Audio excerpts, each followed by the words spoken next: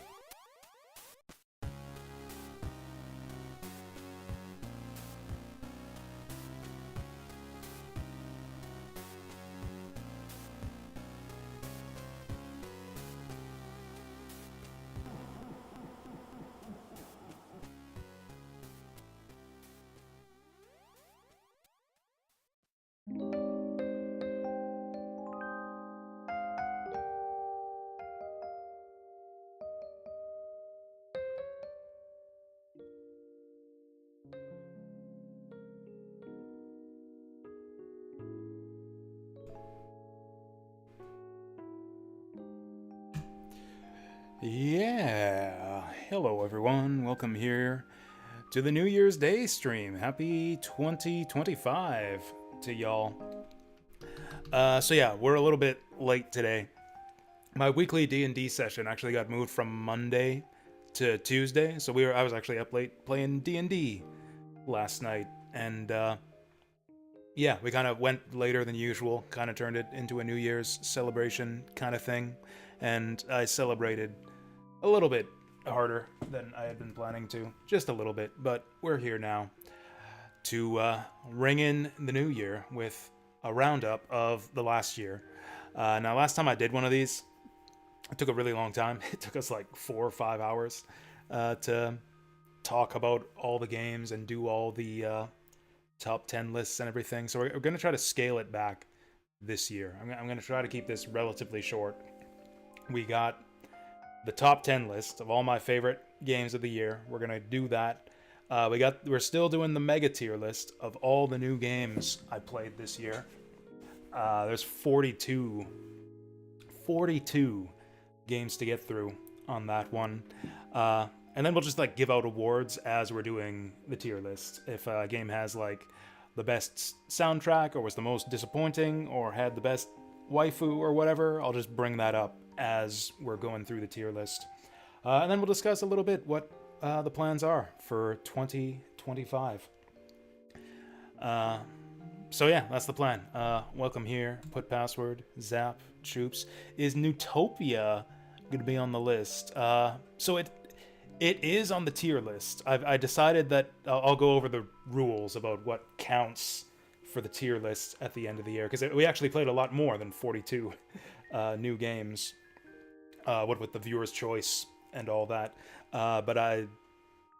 Anyways, various rules about what counts for the year-end tier list and what doesn't. But Newtopia will be on that list. The top 10 list, I guess you'll have to find out. We'll go over the top 10 games when we go over them. But Newtopia, I did decide to put on the tier list.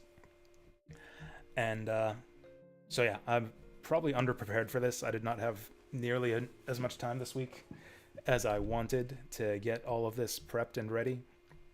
But we're just going to go into it. We're just going to, go into it after my 5-minute preamble. So, yeah, top 10 games of the year.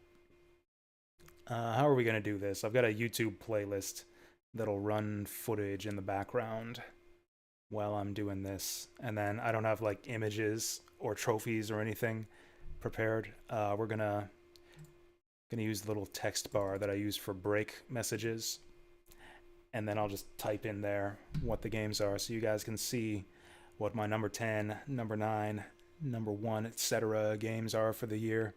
This is scuffed already. I can't find the I can't find the thing that's supposed to display the video. So I found the thing that's supposed to display the video, but the video's not displaying. Okay, there we go. So we're going to kick this thing off at number 10. Drum roll. Visions of Mana. Visions of Mana was my pick for number 10 game of the year. One of the very few new releases that's actually going to be on this list. We did play a few like 2024 new releases this year, but not a lot of them made the top 10 list. In fact, this might be the only one. This was actually on my hype list for last year. This is actually one of my hyped games for this year that did not disappoint. I was a big fan of the Trials of Mana remake. I said at the time, hey, wouldn't it be great if they made another one of those? And actually, do we want to turn the volume on here? It feels a bit empty in here. Let's turn the volume up just a little bit. There we go. Yeah, so I thought that, you know what, I hate the voice acting. No, we're going to turn the volume back off. Let's just keep the BGM running. Or better yet, let's do VG Jazz. VG Jazz is too depressing. Let's keep doing the stream intro music. There we go. So yeah, Visions of Mana. So I said after Trials of Mana, hey, wouldn't it be great if they made like a new Mana game, a brand new Mana game with this engine, with this gameplay? And that's pretty much what they did. And they actually refined it a little bit. I think the gameplay is actually even better than it was in Trials of Mana, and they've layered some really cool new systems on top of it too. You got the elementals play a big part of this game. Each character equips an elemental vessel, which determines their job class and gives them different abilities and spells. The vessels themselves are items you can use in combat that have different effects. It's just really cool. And other than that, it just kind of feels like classic Mana almost. It's like a relatively simple combat system. You can do some basic combos. You do a lot of casting spells, a lot of kind of babysitting your allies who tend to get killed a lot. Like I said, classic Mana. The only real downside for this game for me was the story. The story's basically garbage. Like, it's kind of like weird and tonally, you get like tonal whiplash from the game at the start. It's like kind of interesting. It's almost got like that kind of classic, like a lot of the old Mana games are kind of like had like some moral weirdness about their stories, where it's like you don't really know what you're supposed to feel about some of the stuff that's going on in the game.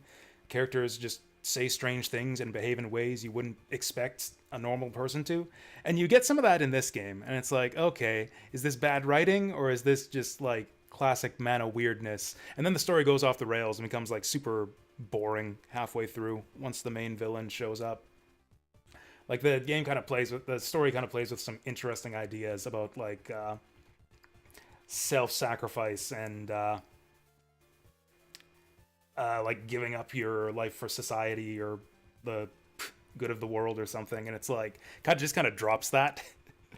just kind of like drops all of that halfway through. So I don't know. Story sucked. Gameplay was really fun. Game had maybe some balance issues. It was like maybe a bit on the easy side, but then there were some challenging bits too that were really fun. Good post-game content too. I had a lot of fun with some of the end game or post-game super bosses. So yeah, Visions of Mana, number 10 pick. We're already kind of behind schedule here. So the number 9 pick, which we are going to type out right here. Actually, what even is the number 9 pick? I'm going to be like finding out these games as we go down the list. Oh yeah, number 9. Number 9's a good one too. Honestly, there's kind of like a big gap between... I'll point it out when we come to it, but like there's like the games on the lower end of the list, which are like, we're kind of competitive. It's like, do I add this game? Do I add that game? And then there's like a big jump up in quality at a certain point in the list where it's like, okay, these games were all definitely on here. I love these games. Number 9, on kind of that lower competitive end of the list, is... drum roll. It takes me like multiple seconds to... There we go. Sakura Wars. Yeah, so this is a game that, for Sega Saturn, that just got a English fan translation patch, translated into English for the first time, I think like 2 or 3 years ago. And this one, I've been wanting to play it ever since then. I've thought that the Sakura Wars series looked pretty cool and interesting for a long time. It's a part SRPG, which is right up my alley. Big SRPG fan, and it's also got some visual novel aspects to it too. And I was actually surprised just how heavily this game goes on the visual novel stuff. I'd actually say it's like probably like 60-70% visual novel and like 15% SRPG, and then like 5% weird mini games. It's an interesting kind of genre blend that works really well, I think, because like it doesn't go super in depth with any of those. It's like all these little bits that synergize well with each other, and none of them I thought really distracted from each other. Like the visual novel bits have mechanics that play into the SRPG bits, where the decisions you make and like the basically and the ways that the girls react to your decisions will affect the SRPG fights, where like if girls like you more or less, that'll affect their stats in combat. It also your favored girl affects the ending. and who you kind of end up with. Story goes all kinds of like weird places in the end too. Hey there, Frames per Human, welcome here. I really dug the story. Actually, it has like a very kind of classic, like '90s anime sort of style. It definitely kind of embodies the spirit of anime of that era. Was there ever a Sakura Wars like TV anime series? There totally could have been, and it would like totally fit in with that kind of like mid '90s anime style. It's like a kind of cross between Rurouni Kenshin and I don't know what's a good harem anime. I don't know, like Ranma or something.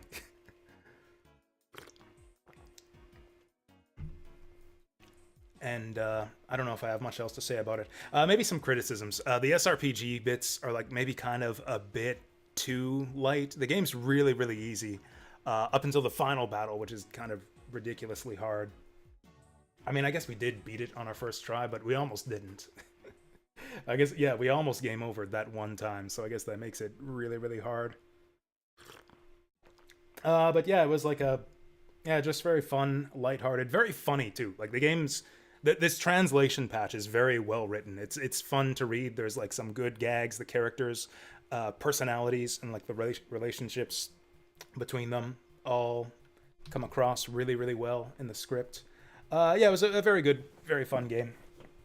Like on the merits, like it maybe doesn't deserve to be this high on the list. It just kind of like hits the right notes for me. Like I love this style of anime, and so just like this just kind of made me nostalgic for all the anime shows I was watching back in like the late '90s. So like the tone and the theme and the this style of harem anime combined with SRPG mechanics just kind of like hits just the right spot for me. It's like maybe it's not for everyone, but it's definitely for me, and that's why it's my number 9. Then coming in at number 8. What do we have for number 8? Oh yeah, this one. Oh, I didn't even plan this out. I didn't even plan this. Guess what comes in at number 8? Guess what number 8 is? I swear I didn't do this on purpose.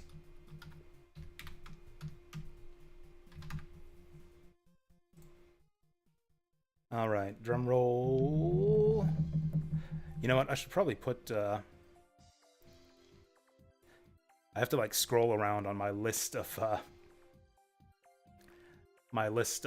like objects in OBS. There we go. Maybe let's move this around so I don't have to scroll around as much. All right, on number 8, we've got Mega Man X8, 16-bit. Is this all the games I played, or just what was streamed? Just what was streamed. Or, no, sorry, all the games. So the top 10 list, or I guess just overall, everything kind of in consideration is all games that I played, just in general. I don't actually play a ton of games off stream anymore. So, pretty much anything that I played a substantial amount of this year, on or off stream, was eligible for the tier list. And technically for the top 10 list, too. Oh, that's in front of my face. I put this in front of my face, that's why it can't go up that high. Shoot, I guess we'll just have to... just gonna have to scroll around a lot then. Anyways, Mega Man X8 D-Make. Now everything's fucking up. There we go.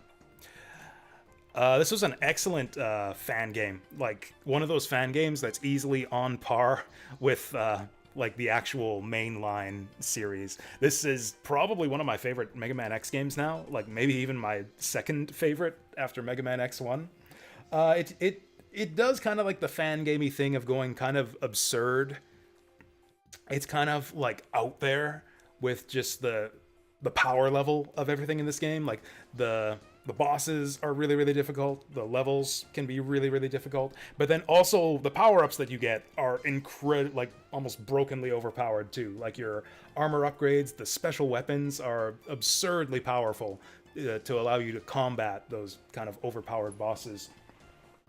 It's a really... It's really, really fun. And it's a fantastic adaptation of the original PS2 game, which I actually did like a lot back in the day. I was a big fan of Mega Man X8 back in the day, although they did a fantastic job of changing it around to kind of match more of the classic style Mega Man X game. The one thing about the original Mega Man X8 was it had a lot of gimmick levels that were kind of annoying to play. There's like 3 jet bike levels in that game, and they all control completely differently. It's like the what's it? The jellyfish boss has like this weird 3D hover bike section where you're chasing after him through the city. Yeti's got his like snow speeder section, and they've adapted all those really well to this game. They didn't bother with mini games or gimmicks. They just kind of just used the regular speeder bike you get in Mega Man X2 and just made levels based on those. And they're really fun, actually. I like the bike levels, and you don't even need to use the bike on them. The levels are like laid out in such a way you can just play them on foot. So yeah, and then the final stages are really cool too. Actually, there's another gimmick stage, the Jacob's Ladder stage, which is just like a gauntlet of just like enemies. You just like ride an elevator and get swarmed by enemies, and that's the whole level. is just fighting a bunch of enemies. They've adapted that stage into a proper level. In a lot of ways, it's kind of like an improvement on Mega Man X8, where it's like, oh hey, let's take Mega Man X8 and remove all the dumb gimmicks and turn it into like an actual classically styled Mega Man X game that's as good as the best Mega Man X's. So yeah, this was a really, really great game. Really, really challenging, especially at the end. But if you get everything and get all your armor upgrades and make good use of the Maverick weapons, like, it kind of becomes almost a joke. Like, the bosses are super strong, but you're even stronger if you collect everything. I still want to play more of this. I still want to do, like, challenge runs, see if I can do, like, do the whole game with unarmored X, do the whole game with no weapons, that kind of thing. Maybe I'll like it less if I try to do that kind of thing. But for now, it's been, great fun playing Mega Man X8. And this is kind of like the end of like the sort of competitive section of the list. Everything beyond here are games that are like really, really loved that definitely were going to make it on the list. Like I kind of have some honorable mentions that almost made the list. Like these 3 games kind of almost ended up as honorable mentions. But everything from here on out is stuff that was like always going to be on the list. These next games were never not going to be on the list for this year. Okay, on to number 7. What's going on here? All right, number 7. Oh yeah, this is where we're getting good. This is where we have like, again, that big jump up in quality on the tier list. I really, really loved this game, and I need to play more of it still. We haven't even technically finished it. I mean, we finished it, but we didn't find all the secrets. We didn't play all the levels. I still kind of suck at this game.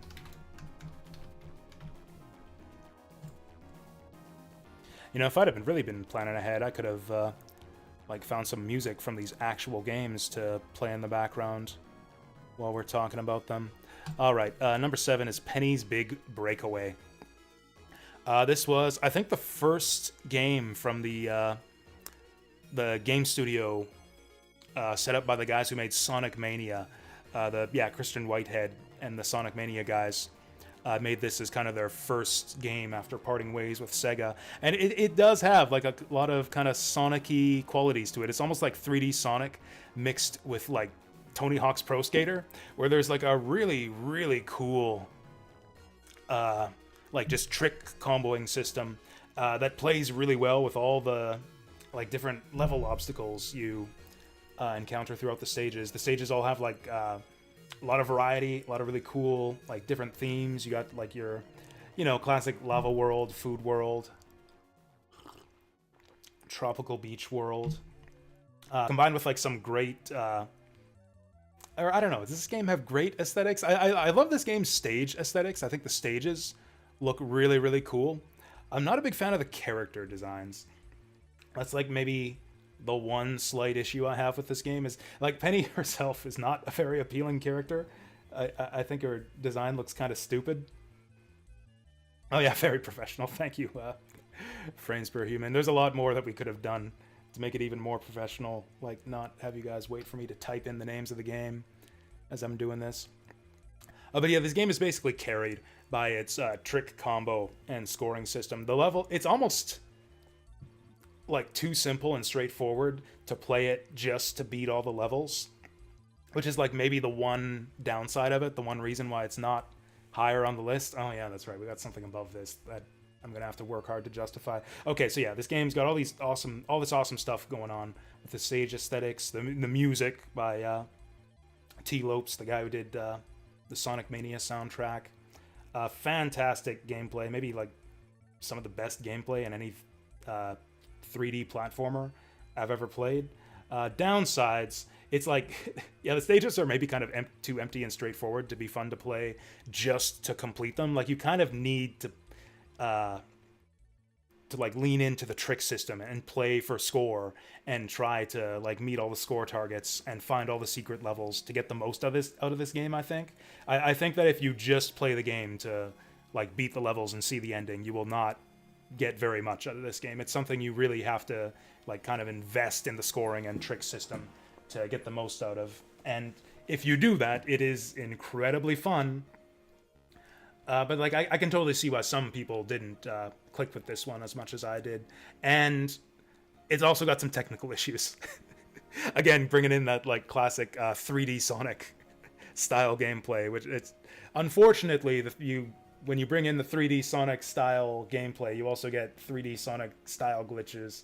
I fell through the walls and floors more times than I would like when I was playing this game, which is a bit of a shame because I played this game like a number of months after it came out. I would have expected they would have patched a lot of that shit out by now. But yeah, the game's got a little bit of technical jank to it still, which is a little bit disappointing. So that's gonna be my excuse for why this game isn't higher than another game that we're gonna talk about later. So that's my number 7, Penny's Big Breakaway. Actually, I think the game I'm alluding to might even be the next one after this. Let's see. Let's see what we've got after this. Oh yeah, there it is. There it is. Yeah, I might have to like work hard to justify why I have this game ahead of Penny's Big Breakaway, but I'll do my best. So at number 6...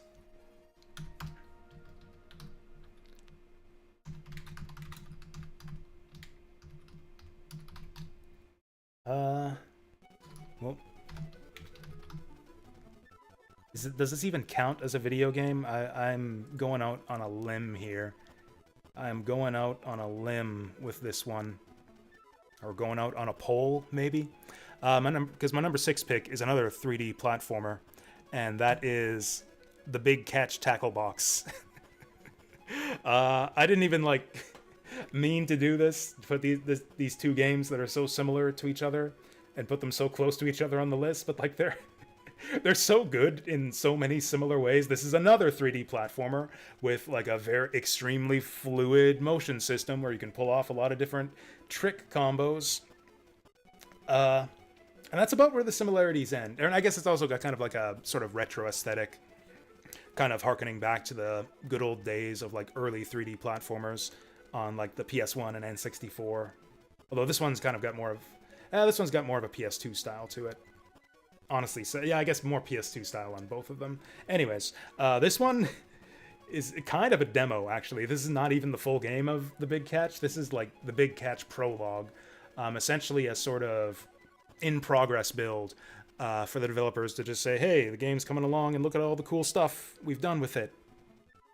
So they just kind of like slapped together this big open world, this big literal sandbox for you to play around in, with some like a few different playgrounds. You got a big sandbox with a bunch of little playgrounds mixed in with it, and the game is super open. Whereas Penny's Big Breakaway is more of like a score focused like arcadey experience. This one's Big Catch is much more open world, much more of like a big sprawling collectathon.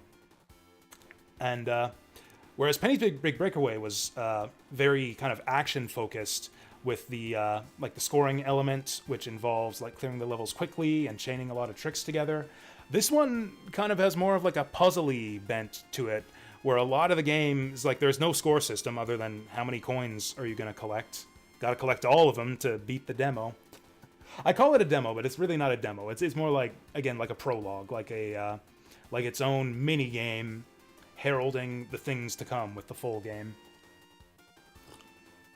But yeah, as opposed to like chaining your moves together to get a high score, in this game you're chaining moves together just to figure out how to get where you're going. You'll like, you know, go inside a big building, see a bunch of platforms up above, a few other obstacles and poles and shit, and you have to look at all that and think, how am I going to get up there with the moves at my disposal? And you end up, it's very freeform and like fluid. There's often a lot of different ways you can try to get where you're going, but it's all going to involve like comboing these different like wall runs and spin jumps and all these different moves together. It's, again, the game's got like what it advertises as a very fluid, very expressive movement system. And I think they nailed that perfectly. Along with that, it's got a beautiful aesthetic to it as well. And this is like just the prologue. This is like a preview of the things we're gonna get. I'm not doing a hype list this year because there's not enough games that I'm really hyped about. It's like the one game on my hype list for 2025 is the full game of The Big Catch, because like I liked this demo so much. It's a bit tough to get into. It's like very like aimless and directionless. There's a lot of filler and padding. There's like this massive open world where you have to like travel a long ways. It's almost like Wind Waker. In fact, there's some very kind of explicit Wind Wakery like vibes that like sailing through the sand kind of gives you. The music that plays when you're sand sailing is very reminiscent of Wind Waker. But yeah, the game's very kind of directionless and open-ended, and unfortunately filled with a lot of padding, which makes it like a bit of a slow burn. And it also doesn't tell you much either. Like, this tutorial's kind of inadequate to teach you all the mechanics. Like, it teaches you the basics, but you kind of have to figure out the advanced maneuvers and combos as you play through the levels, which can make things a bit frustrating because a lot of stuff just looks impossible at first glance until you like really play with the movement system and figure things out for yourself. It's unfortunately kind of a difficult game to get into. In fact, I bounced off this one when I first tried it out, back when the demo was first released. I just had no idea what I was doing. It's like, okay, this seems cool, but it's kind of frustrating falling down off of everything all the time and having no idea how to get anywhere. And it's full of all this padding, and I don't know what I'm supposed to do. But then once I kind of figured it out, I went back to it. I started a new save file. Went through very meticulously, getting every coin in every area, and it's like, damn, this is like getting really good. Once I actually learned how to play the game was really good. So, you know, it's that kind of experience. If you stick with it, I think you'll love it. If you love this kind of game, I don't know. Big Catch Tackle Box is my number 6. I'm already spending way more time than I should talking about these games. We wanted to go quickly this year and not spend 4 hours on all this. Okay, number 5. We're like just halfway through the list. All right, what was number 5? Oh, okay, hey, a familiar, actually kind of familiar game on the list here. You guys might or might not have seen this one coming. I actually was kind of reluctant to place this one this high on the list. I wanted to be a contrarian. I wanted to be like, oh, Penny's Big Breakaway is better than this game. Oh, the Big Catch Tackle Box and Mega Man X8 are better than this game. But I couldn't, in good conscience. This game's just really, really good. Like, as good as people say it is. Question is, can I fit the title all on one line? Oh, it looks like I can. Looks like it just barely fits all on one line. All right. So yeah, my number... Whoops, we don't have the... How will you guys know what this game is if I don't give you the title? Yeah, my number 5 is Legend of Zelda Breath of the Wild. Which is a game that I finally got around to playing this year. This one's been on my hit list for a long time. I always thought it looked like the can... It's funny because I've talked shit about this game so much before I actually played it. Just because, like, it's... it gets some criticisms, like, oh, it's not a real Zelda game. They, like, turned Zelda into a generic Ubisoft-style open-world game. It doesn't even have proper dungeons. The combat's so dull. And, like, I kind of like to talk shit about this game and, like, go say that it's like, oh, they're just chasing the same Ubisoft-style open-world style game that every other game's doing, but, like, I kind of secretly always thought this game looked kind of rad. And now that I've actually finally played it, yeah, Breath of the Wild is actually kind of rad. It does do a lot of interesting things with the kind of open world style game that so many other games are. That's open world trend that so many games are chasing these days. I feel like this game actually kind of justifies its use of the open world with a lot of cool mechanics. It's like more open than most open worlds with the climbing and the gliding and all the different ways to get around. Just like the freedom you have to do stuff out of order and go pretty much anywhere you want in the world. And yet, like, it's going to be kind of challenging. It's not like everything's like scaled to your level or whatever, like certain other open world games do. Like, if you decide to go up into the Lionel Fields in the north or whatever, like, you're gonna have a rough time. But then the game mechanics gives you some tools to deal with that. Where it's like, if you're going into like a cold area, you can find food and items to help you deal with the cold, that kind of thing. And like this the kind of slow accumulation of power over the course of the game, like getting more hearts and stamina as you clear shrines, getting better armor, and like collecting the crafting materials to level all that stuff up. It's just, I don't know, I found it really compelling. It's like everywhere you go, you're finding new useful stuff. It's almost reminiscent of Elden Ring, actually. Almost reminiscent. Oh, really? There is the enemy level scaling? Oh, okay. I stand corrected then. Is that it? Really? Are you sure? I'm sure you're right, but it certainly didn't feel like it. If they have some form of enemy scaling, it certainly didn't feel like it. But anyways, the combat was actually pretty good too. Like, it was simple, and you know what? The other big controversial thing about this game, the breakable weapons, I didn't find to be an issue at all. I actually liked the weapon breakage system. First of all, it never was a nuisance. Like, I very, very rarely ran out of weapons or anything. I had more high quality weapons. Like, by the time I got like 8 hours into the game, I had more high quality weapons than I could even use. Like, I was finding new high quality weapons faster than I could use them all. And it also, like, kind of forces you to think a little bit about, like, well, what's the bet to try to get the most out of your weapons, Well, what's the best use for this weapon? Or, like, having, like, a good variety of tools.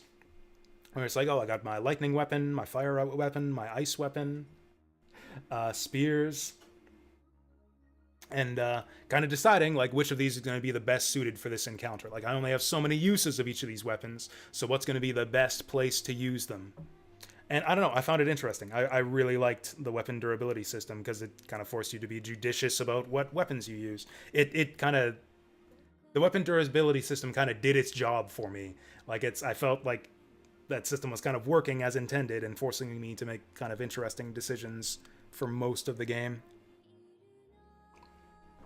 The game's got a few downsides. Probably the biggest downside of this game is the shrines. The open world is great. I never had a bad time exploring the open world.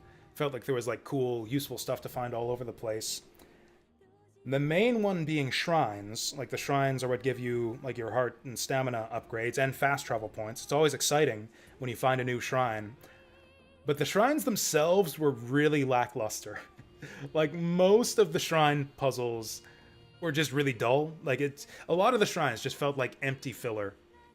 Honestly, my favorite ones were actually, like, the most lazy ones, which was the combat shrines. The combat shrines were the most interesting to me.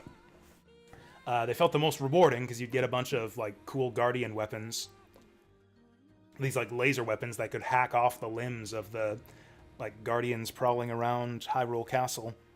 And, like, the combat encounters were fun too. Like, I liked fighting those little guardian robots. I would rather fight, like, 20 of those shrine guardians than do, like, any of the shrine puzzles, because the shrine puzzles were just, like, so simple and boring and fillery. Actually, the other cool shrines were like the puzzle shrines, where like to even find the shrine was a puzzle of some sort, and then usually there wouldn't even be like a puzzle or obstacle inside the shrine. They just like give you your orb for free once you solve the puzzle to uncover the shrine. Anyways, the bosses were cool too, actually. I really liked the bosses. They were, again, very kind of open-ended in how you could approach them, which they kind of needed to be, since like who knows what weapons you have going into each boss fight. But yeah, I really liked the bosses. Oh, and the closest thing this game has to proper like Zelda dungeons, the Divine Beasts, were awesome. I loved all of the Divine Beast dungeon puzzles where you're like hitting switches to transform the Divine Beasts and like change the dungeon into different configurations to solve puzzles. It was absolutely fantastic. I wish there were more of them. I wish they had like 8 Divine Beasts in this game instead of 4. And the game seems like it probably has a lot of replayability too. Like if I were to play this again, I could approach it in a totally different fashion, do things in a totally different order, and like have a completely different experience in each zone, in each dungeon, just, you know, based on the resources that you go into it with. Recommend going back for the DLC dungeon? Yeah, maybe I will. That's the other thing, is there's so much stuff in this game. Like it's impossibly massive. Like I'll never 100% it, and I don't think I'd want to. But again, there's such a variety of stuff in the game that you could go back and replay it and see totally different things on your second playthrough. See totally different shrines and totally different quests and puzzles. So I feel like the game has a ton of replayability too. In fact, I probably will replay this at some point in the next year. Anyways, I'm talking too much about these games again. So yeah, Breath of the Wild. Against all odds. Not exactly against expectations, since like I said, I did kind of expect that I would like this game a lot based on what I saw, but yeah. Big surprise. Legend of Zelda Breath of the Wild is a game that I liked a lot, and it's my number 5 of the year. What a good year, actually, that Breath of the Wild is only my number 5. What the hell do I even have on number 4? Oh, okay. Okay, yeah, I guess these games are actually better than Breath of the Wild. I feel justified now. Whoops. Well, whatever. I didn't give anything away there. Content continuing to be... Oh, you don't like Breath of the Wild? That's a shame. Well, I sure hope you won't be a contrarian about this game, which has nothing at all to do with Zelda or Breath of the Wild or 3D platforming. It is another Sega Saturn game. The second Sega Saturn game that we've had on this list. If I just decide where... Hey, Tiga. How's it going? Alright, number 4 on the list. What list? Give me 1 second and I'll tell you. There we go, this list. My top 10 games of 2024. So yeah, coming in at number 4, we got Bulk Slash, which is another fan-translated Sega Saturn game, which I'd been meaning to play for a long time, ever since the fan translation patch came out. Which is kind of funny because you really don't need to have this game translated in order to play it. Like it's just entirely action-oriented. Or I guess I guess some of the missions have, but then some of the missions are like kind of not entirely straightforward as far as like knowing what there is to do or what it is you have to do to finish the mission. But then the game also has like these HUD elements, like big arrows telling you target, go here. That yeah, you probably could figure it out even in Japanese. Anyways, this is a game that I feel is I don't know what the word is. Like, I wish it weren't as unique as it was. Like, I wish there were, like, 50 more games like this. This kind of, like, 3D, like, fast, high-octane action, kind of open mission structure, transforming robots. Like, it's so cool. It's so fucking cool. Where you got this transforming robot, you can turn into a plane, and fly around shooting missiles at everything. You can turn into your mech form, run around on the ground with different weapons, flamethrower, machine gun, shit like that. and just like switch back and forth at any time. And like the levels are like so wide open, and you're like switching back and forth constantly. It's like jet to this location, drop down in soldier form, do the objective, go to the next target. Because again, it's got kind of that scoring system, that arcadey scoring system where, like, sure, you know, you're just playing the game to finish it the first time, but it's kind of meant to be replayed for score. You get a rank at the end that determines the ending you get. And so it's kind of meant to be like replayed over and over again, trying to get that score up. And it's really rewarding to get good, again, to get good at the missions, like to really learn their intricacies, learn the map layouts, learn the boss fights, which are all freaking awesome. The bosses are just like impressively massive, have different parts to like shoot off. If there's one thing that was a bit disappointing about the bosses, it's that they're pretty much all for your jet form only. Like you pretty much just go into jet form and fly around, like doing the dogfight thing with the bosses. Like just fly around shooting machine guns and homing missiles in jet form. It's really not viable to go robot form for the bosses, which is a bit of a shame. I wish there was a bit more representation of both for the boss fights. And then in addition to all that, you got the waifu system too, or whatever they call it, where you got your navigator. I think there's like 7 different navigators, who are these girls that you pick up along the way, who will basically just sit over your shoulder over the course of the game and nag you. Not nag, but tell you what to do. Tell you it's like, oh, turn right here. Enemy dead ahead. Shoot the core, that kind of stuff. Which is all translated, actually. They dubbed all of the original Japanese dialogue into English, and it's actually really well done. I really, really like the voice acting in this English patch. They kind of do the thing where like every girl represents a different nation, so they all have different accents, and like the accent kind of substitutes for the personality. You got the snooty British girl, you got the rowdy Texan girl. It's like everyone has their own accent. But unlike most anime, it's like dubbing. The voices are all like actually well done and not cringe. I don't know, maybe a bit of cringe. Anyways, what else can I say about this game? I love the way it looks. Like, this is an amazing looking game. Yeah, it's just got like perfectly paced, high octane action. Mission variety too. Tons of different like types of missions. Yeah, I don't know what else to say about it except that I need to play it more. I only have like 4 or 5 of the endings. Okay, let's move on. Again, I've been going on for too long about all these games. Okay, coming in at number 3. Oh yeah, this one's this low, really? Oh yeah, that's right. That's right. I know what number 1 and 2 are. I know what number 1 and 2 are now. So number 3 is one that we played quite a bit earlier in the year. I don't know. Is my memory playing tricks on me? Was this game really that good? I feel like I had a lot of frustration playing this game, but I came away with just incredibly positive vibes.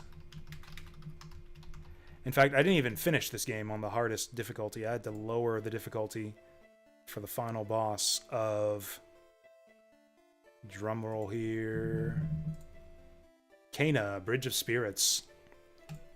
So yeah, this is a game that was actually recommended to me by an IRL friend of mine, one of my D&D buddies, and I kind of checked it out based on his recommend. I didn't really know what to expect. It's got kind of this like DreamWorks Pixar-ish look. It's got kind of these like Asian mystical like themes, kind of reminiscent. Actually, Kena herself is kind of reminiscent of Yuna from Final Fantasy X, where like she's like sending off the spirits of the dead, or like the restless dead who have ties to this world, and helping them move on to the next life or whatever. And then there's kind of a larger plot on top of that, on top of her helping out all of these dead spirits. There's also this shit going on with her dad. And then this other... I can't remember all the details of the story. I remember liking it, but I don't remember all the details. I do remember that there were some great moments. Actually, weirdly enough, the peak of the story is probably the first the first area. The game's kind of split up into, I think, 3 or 4 different areas, and each one has kind of like a lost spirit that you have to help / fight to help them find peace. And it's like the first one is actually the best by far. There's this really cool moment that happens. I don't know how to. I should have prepared this better. I haven't played this game in a long time, but the game has this cool structure where you're like roaming around in the world, kind of solving puzzles, exploring, looking for secrets, trying to collect these little like black, what do you call them, spirit buddies who kind of fuel your special attacks. The game actually has a really robust combat system. It's almost Souls-like, with like the parry system and the light and heavy attacks that you can charge up. It actually has like a really robust, fluid, deep combat system that can get kind of frustrating at times because the game's actually really, really challenging, despite looking like some kind of like a Disney Pixar type movie. The game's actually got some teeth to it. It gets really, really hard, especially on the hardest difficulty setting. But it's also got some depth to it, so there's like a lot of different ways to handle the different enemy encounters. You got like your bow with the slowdown effect that you can use to shoot weak points. You got, your bombs that you can use for AoE or shoot them to set them off early. There's like different strategies you can employ on each enemy. And you kind of need to be really, really good and efficient at dispatching these enemies. You'll get a lot of practice fighting these guys, because some of the combat encounters in this game get pretty ridiculous with how many enemies they throw at you. It's almost too much a lot of the time. I feel like this game almost has too many enemies in some of the combat encounters, and the bosses get really, really challenging. Oh yeah, but this is what I wanted to talk about. So the way the game is structured is you have to, like, to help these spirits, you have to find these different items that were significant to them. So it's like the first guy, I think you find his like the horn that he would blow and this lantern that he had, and you're like finding out the story of like, oh, what was their relationship to these items and how did they lose them, and then you like put the items together to summon the person's spirit that you're trying to help, and then they like take those items into themselves as they turn into the boss, and then they use them against you. So it's like the one has like the sword that they forged, and they use that against you. But then you can shatter those items to like weaken the boss. It's really interesting. Where like it's not just the dungeons. The dungeons are kind of centered around finding these lost items, and then you bring it into the boss fight, and then all these items come back to get involved to be part of the boss fight too. This game does a few cool things like that with the like kind of the storytelling and the synergy between story and gameplay. It gets a bit collectathon-y at times, which could be a turnoff for some people, but I actually kind of liked. Actually, there's some puzzle solving in this game too. Like a lot of the secrets are hidden in clever ways that force you to like think about all the different abilities and how they interact with the environment. It was a really special game. Actually, it's like in a lot of other years, this might have been my number one, but this was a really good year. So there's actually 2 games we played that are better than this. So let's talk about those. Next up, I feel like I get like more rambly and incoherent as I go through these lists. Like I run out of energy. It's like I want to be selling these games at the top of the list, emphasizing how awesome they are, but I get worse at talking about them the longer we do this. I'm going to try to go through the tier list really quickly. I'm going to try to do the tier list pretty fast after this. But before that, let's run over number 2 and number 1. Alright. Number 2 is actually not entirely a new game, but it's new enough that I decided it deserves a place on the list. It's like different enough from the other version that I played that I think it deserves a spot on the list. And I liked this so much. Again, any other year, this would probably be like my number 1. And yeah, this was originally a viewer's choice nomination. I was actually not even planning to play this on stream. And that is Tales of Phantasia. Tales of Phantasia for the PS1. This is yet another fan translation, yet another fan-translated game, making the top 10 list here.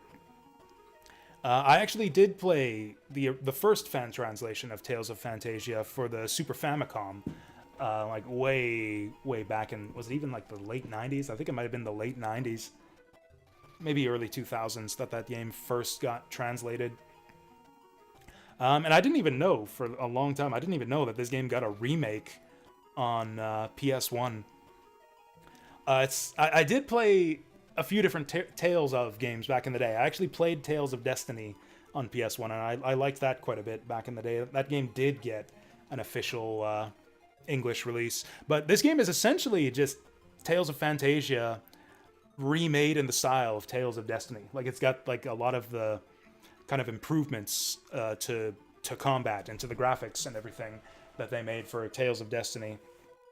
So it's like kind of a it's essentially just an update of Tales of Phantasia for the next generation. It's got the same like basic story, same basic gameplay. It just kind of flows a bit more smoothly, and everything looks a little bit more nice. And most importantly, I think, for this playthrough, for me, the fan translation of the PS1 version is a lot better than that old fan translation of the Super Famicom version.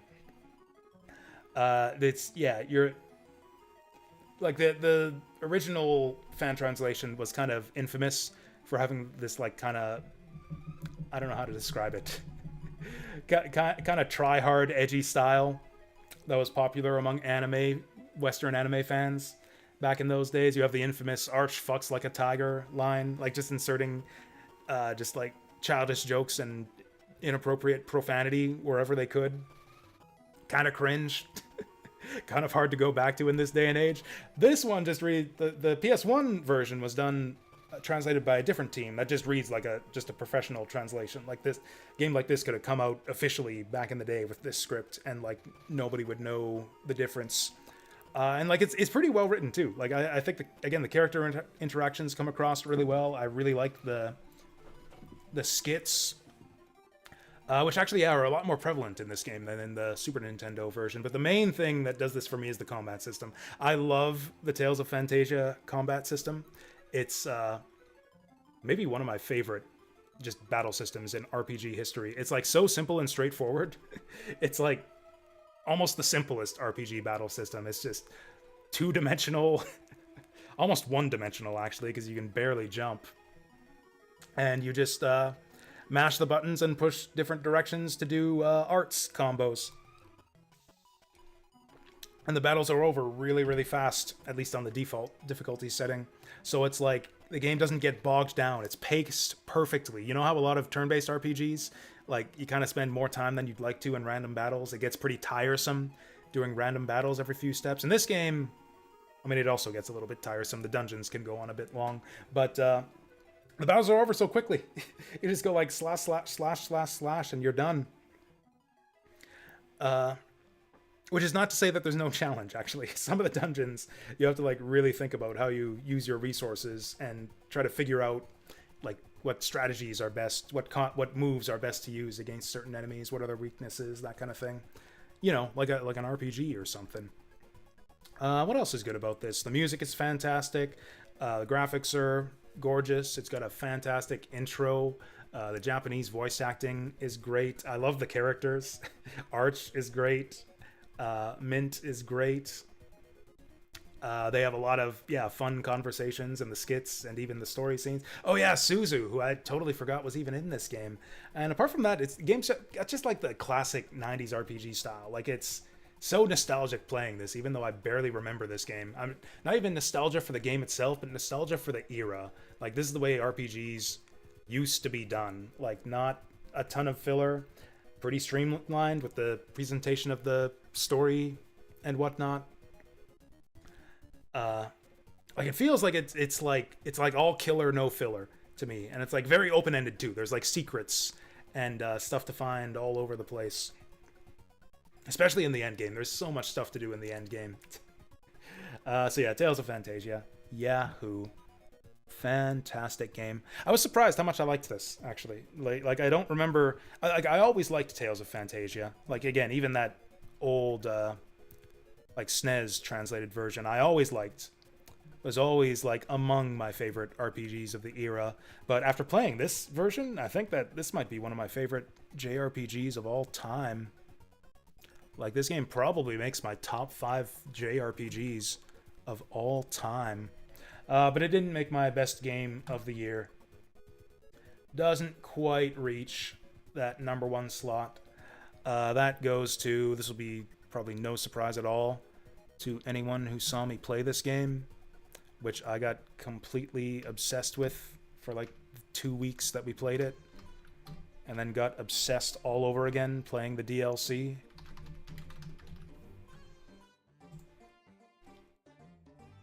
It's not Newtopia, by the way. Newtopia didn't make the top 10 list. We'll cover Newtopia on the tier list, but Newtopia did not make the top 10 list. Oh, you thought Breath of the Wild would be number 1? Yeah, we did. Yeah, Breath of the Wild was my number 5. It's been a good year. Hey, Cornhusker. Azure Dreams. No, Azure Dreams didn't make it. Has nothing to do with our top 10. I'm just playing random music in the background. I should have prepared like proper music associated with each of these games. I think I did that last year. But yeah, my number 1 game of the year is Outer Wilds. This is... There's almost no point talking about it. So much has been said about this game. I feel like this is one that's been discussed to death online, all the stuff that's good about it. I guess that's true of Breath of the Wild also, but just like the... I mean, okay, how to describe Outer Wilds? It's like kind of like an adventure-y puzzle game where it's like not... where the way you solve puzzles is information. It's like an information gathering game where you're trying to figure out how the universe you're in works and like try to use the things you discover to solve various mysteries. You're in like this little mini solar system that's on a time loop that resets itself every, I think it's 22 minutes. A little bit like Majora's Mask, everything's got like a timeline where like specific things will happen. You got like the Ash Twin where the sand is moving from one side to the other. You got the Brittle Hollow where like the outer crust of the planet is slowly breaking away into the black hole in the center. There's like all these different things going on. Everything's like kind of on a ticking clock, and everything's like slowly transforming around you over the course of these 20 minutes. Which makes it kind of interesting trying to plan out your cycles. It's like, oh, what are we going to do this cycle? Well, we could do this during the early bits of Brittle Hollow, try to get to this part of the planet before it gets sucked into the black hole.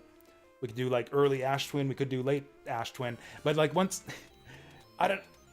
It's so creative. All the planets are like so creative. Every single one has like this incredibly unique gimmicks. Like it's like every time you go into a new planet, whether it's like this one we see here, what was this, Giant's Deep, which is like kind of this aquatic planet with the cyclones that are like flinging the islands up into space, and then they come crashing back down. And then there's like this big electrosphere in the intro that at the core of the planet that you're trying to break through. It's like every planet has like layers and layers of mysteries and all these cool things going on everywhere you look, and you're kind of trying to figure out like how it all fits together and like why everything is the way it is and how you're going to use the information that you gather to save the galaxy, basically, or at least to solve the game. It's kind of up to interpretation whether you actually save the galaxy in the end, but yeah, you're kind of like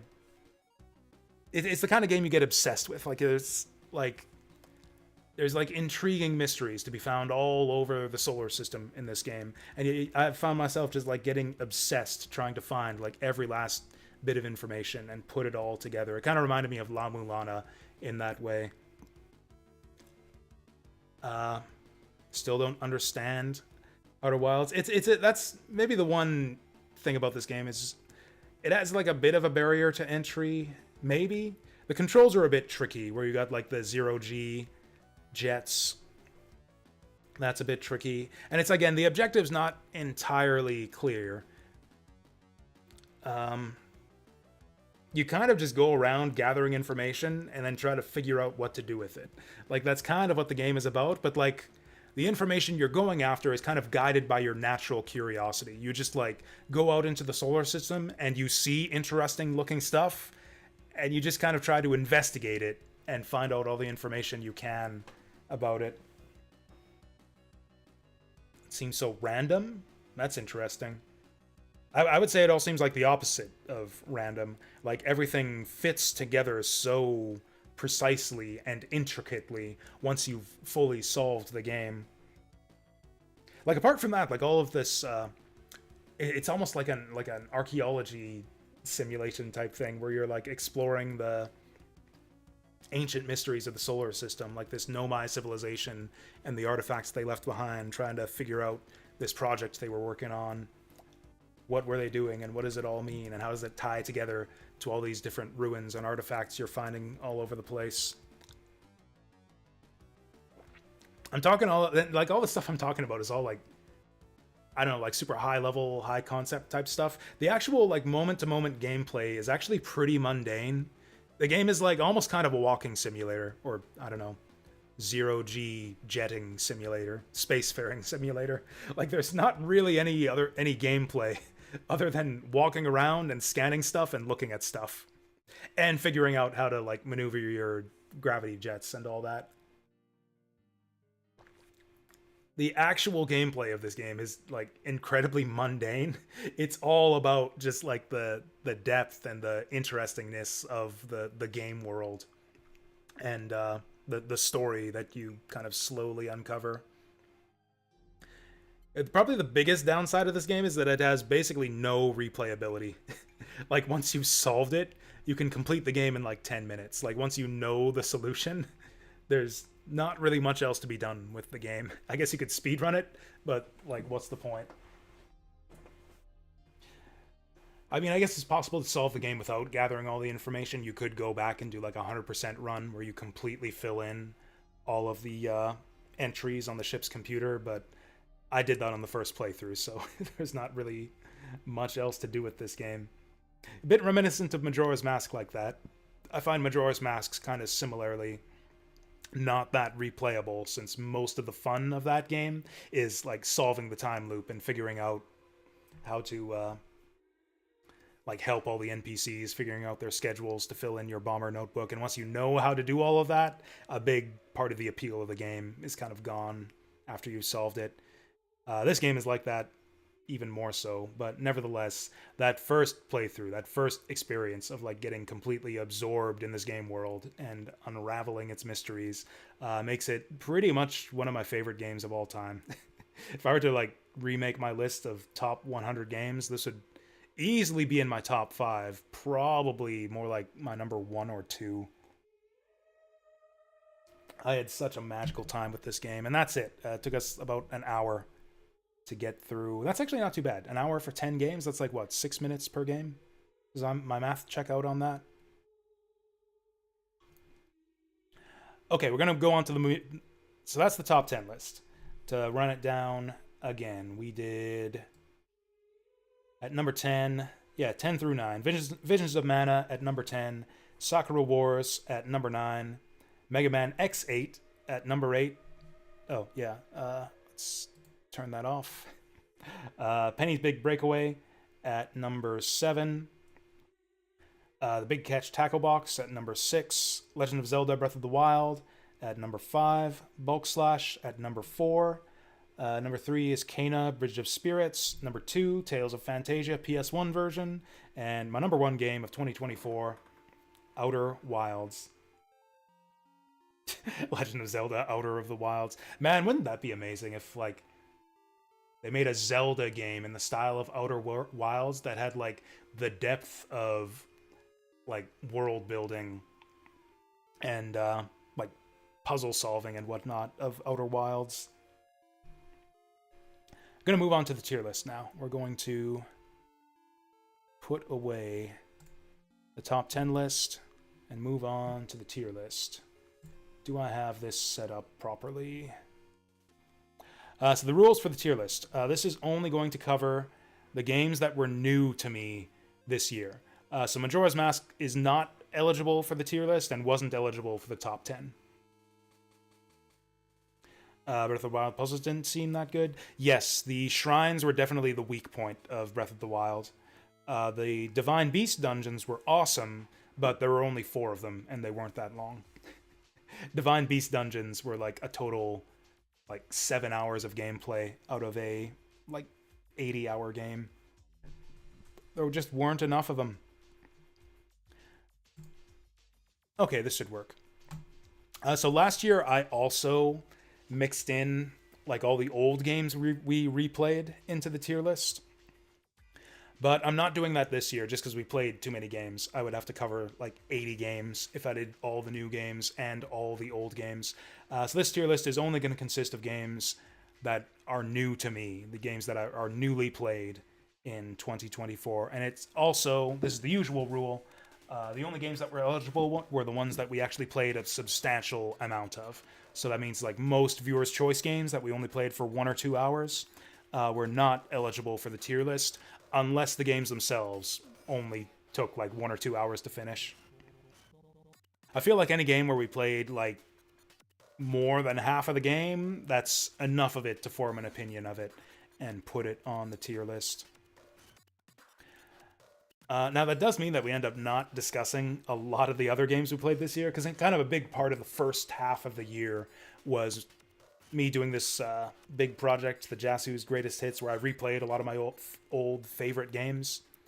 A lot of games that I had never played on stream before. So I guess I can briefly... I was considering doing a top 10 of those, and I decided not to, because I didn't want this to go on for too long. But just briefly, and in no particular order, my top 10 old favorites of this year, like old games that I replayed this year. In no particular order, my top 10 favorite old games we played were Legend of Zelda Majora's Mask, Metal Gear Solid 3, Berwick Saga, Final Fantasy VI, Elden Ring, Sonic 3 and Knuckles, Magical Drop 3, Misadventures of Tron-Bonne, Strikers 1945 2, which I mostly played off stream. I replayed a lot of Strikers 1945 2 this year, but mostly off stream. I think we just played it once on stream. And Ranger X was the other one. I think that's 10 games. Yeah, that's my top 10 old games of the year. Maybe I could have squeezed them onto the tier list. I don't know. But anyways, those games aren't eligible for the tier list. These are all going to be new games in roughly the order we played them. I don't want to spend too much time on this, so let's get started. First one, actually, is a game that almost made my top 10, actually. This is... What's this fucking game actually called? What is this fucking shitty game actually called? Poppin' Twinbee Rainbow Bell Adventure. This one was actually originally a viewer's choice game. And it's also actually a game that I had played before, but I hadn't played very much of it before. This is a game that I always kind of wanted to come back to. I'd never played more than like 20 minutes of it, and it seemed really good. So the viewer's choice nomination was kind of an excuse to... This isn't its placement, by the way. Actually, it probably is. This probably is an A-tier game. But yeah, Poppin' Twinbee Rainbow Bell Adventures. A really awesome 3D platformer, kind of... Or 2D platformer for the Super Nintendo. Made by Konami, kind of reminiscent of Rocket Knight Adventures, where you have like the charge up, like jet boost attack. Big open levels full of collectibles. The one weird thing about... And like a lot of different moves you can do too. You have like a spinning back fist, a charge attack, boost attack, hover jets. All kinds of like different moves you can do. And big open levels to kind of play around in. With a lot of collectibles too, but it was kind of weird. The collectibles didn't really have any purpose to them, which I thought kind of dragged down the game a bit. It's weird, where there's like all this stuff to collect. There's like keys and hidden doors and alternate exits and like a counter of all the bells you collect in each level, and it never really amounted to anything. There's like the game doesn't track your progress on any of this stuff. There's no reward for like being a completionist in any of the levels. I did some research afterwards, and it turns out they changed this game for the Western release. I think this game came out in Europe. I don't think it was released in North America, but it came out in Europe. And they changed it from the original Japanese version. The original Japanese version actually did have completion tracking and had alternate endings based on like how many different keys and alternate exits and bells you collected. And I feel like the game probably missed a lot by stripping all of that out of it. So I think I actually want to replay this one. I want to play the Japanese version with like all that stuff back in the game. to see if I end up liking it even better. I still like this game a lot. Again, it almost made the top 10 list, but I think I might like it even more if I play the original Japanese version with like all of the like collectathon multiple ending stuff back in the game. So yeah, that was Poppin' Twinbee, Rainbow Bell Adventure. Next is Bulk Slash. We talked about Bulk Slash already. Bulk Slash goes into S tier. One of my favorite games of the year. Talked about it a bunch already. Tetra Star the Fighter. This was a viewer's choice nomination. Really cool, kind of like how to describe it, like perspective shmup for the NES, kind of Space Harrier style where you're like going forward. You have like kind of a rear view camera view of your ship, which is really unique and kind of interesting for the NES, and kind of a really impressive technical feat. I thought the game actually plays really smoothly and has like really like fast action that's like not janky like a lot of other NES shmups. Like the game's actually like really technically competent, and it actually has a good story too. Like it's actually a little bit cinematic where you have like story scenes in between each stage. It's got kind of a weird soundtrack with classical music too. I didn't actually finish this one because I ran out of continues near the end of the game, and I didn't have the heart to restart it from the beginning. I did like this one a lot though. I'm gonna put Tetra Star the Fighter into A tier. Wasn't really in contention for the top 10, but I liked it quite a bit. Elden Ring Shadow of the Erd Tree. This one gets one of my awards for biggest disappointment of the year. This was actually one of my most hyped new releases. I decided that the DLC for this game, the original Elden Ring I love, it's one of my favorite games. So naturally, I was super hyped for the DLC.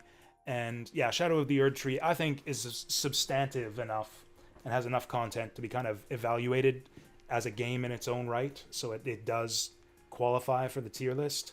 But it was a big disappointment for me. I didn't think it was nearly as good as the base game of Elden Ring. At least when it comes to the exploration and dungeon delving and the open world stuff. The boss fights were excellent, actually.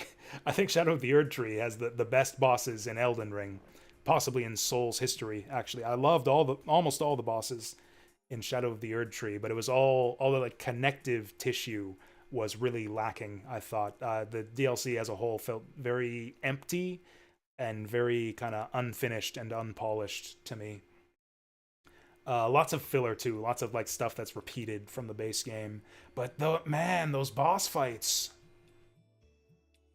Also, it does have some beautiful visuals too. As empty and like kind of easy as the new areas feel, they do look very beautiful. There's a lot of interesting looking stuff. I can't decide whether to put it in A or B. Because like as much, I didn't hate it. I say this is like one of my biggest disappointments of the year, but I didn't hate it. It's just like Elden Ring is like SS tier for me. And like I was hoping for something as good or better than base Elden Ring, and it kind of wasn't that. It's kind of like A or B. The boss fights were so good. The boss fights were so good. I think it deserves an A. In fact, it'll probably be even more deserving of an A on replays, because I had a lot of difficulty navigating the open world stuff.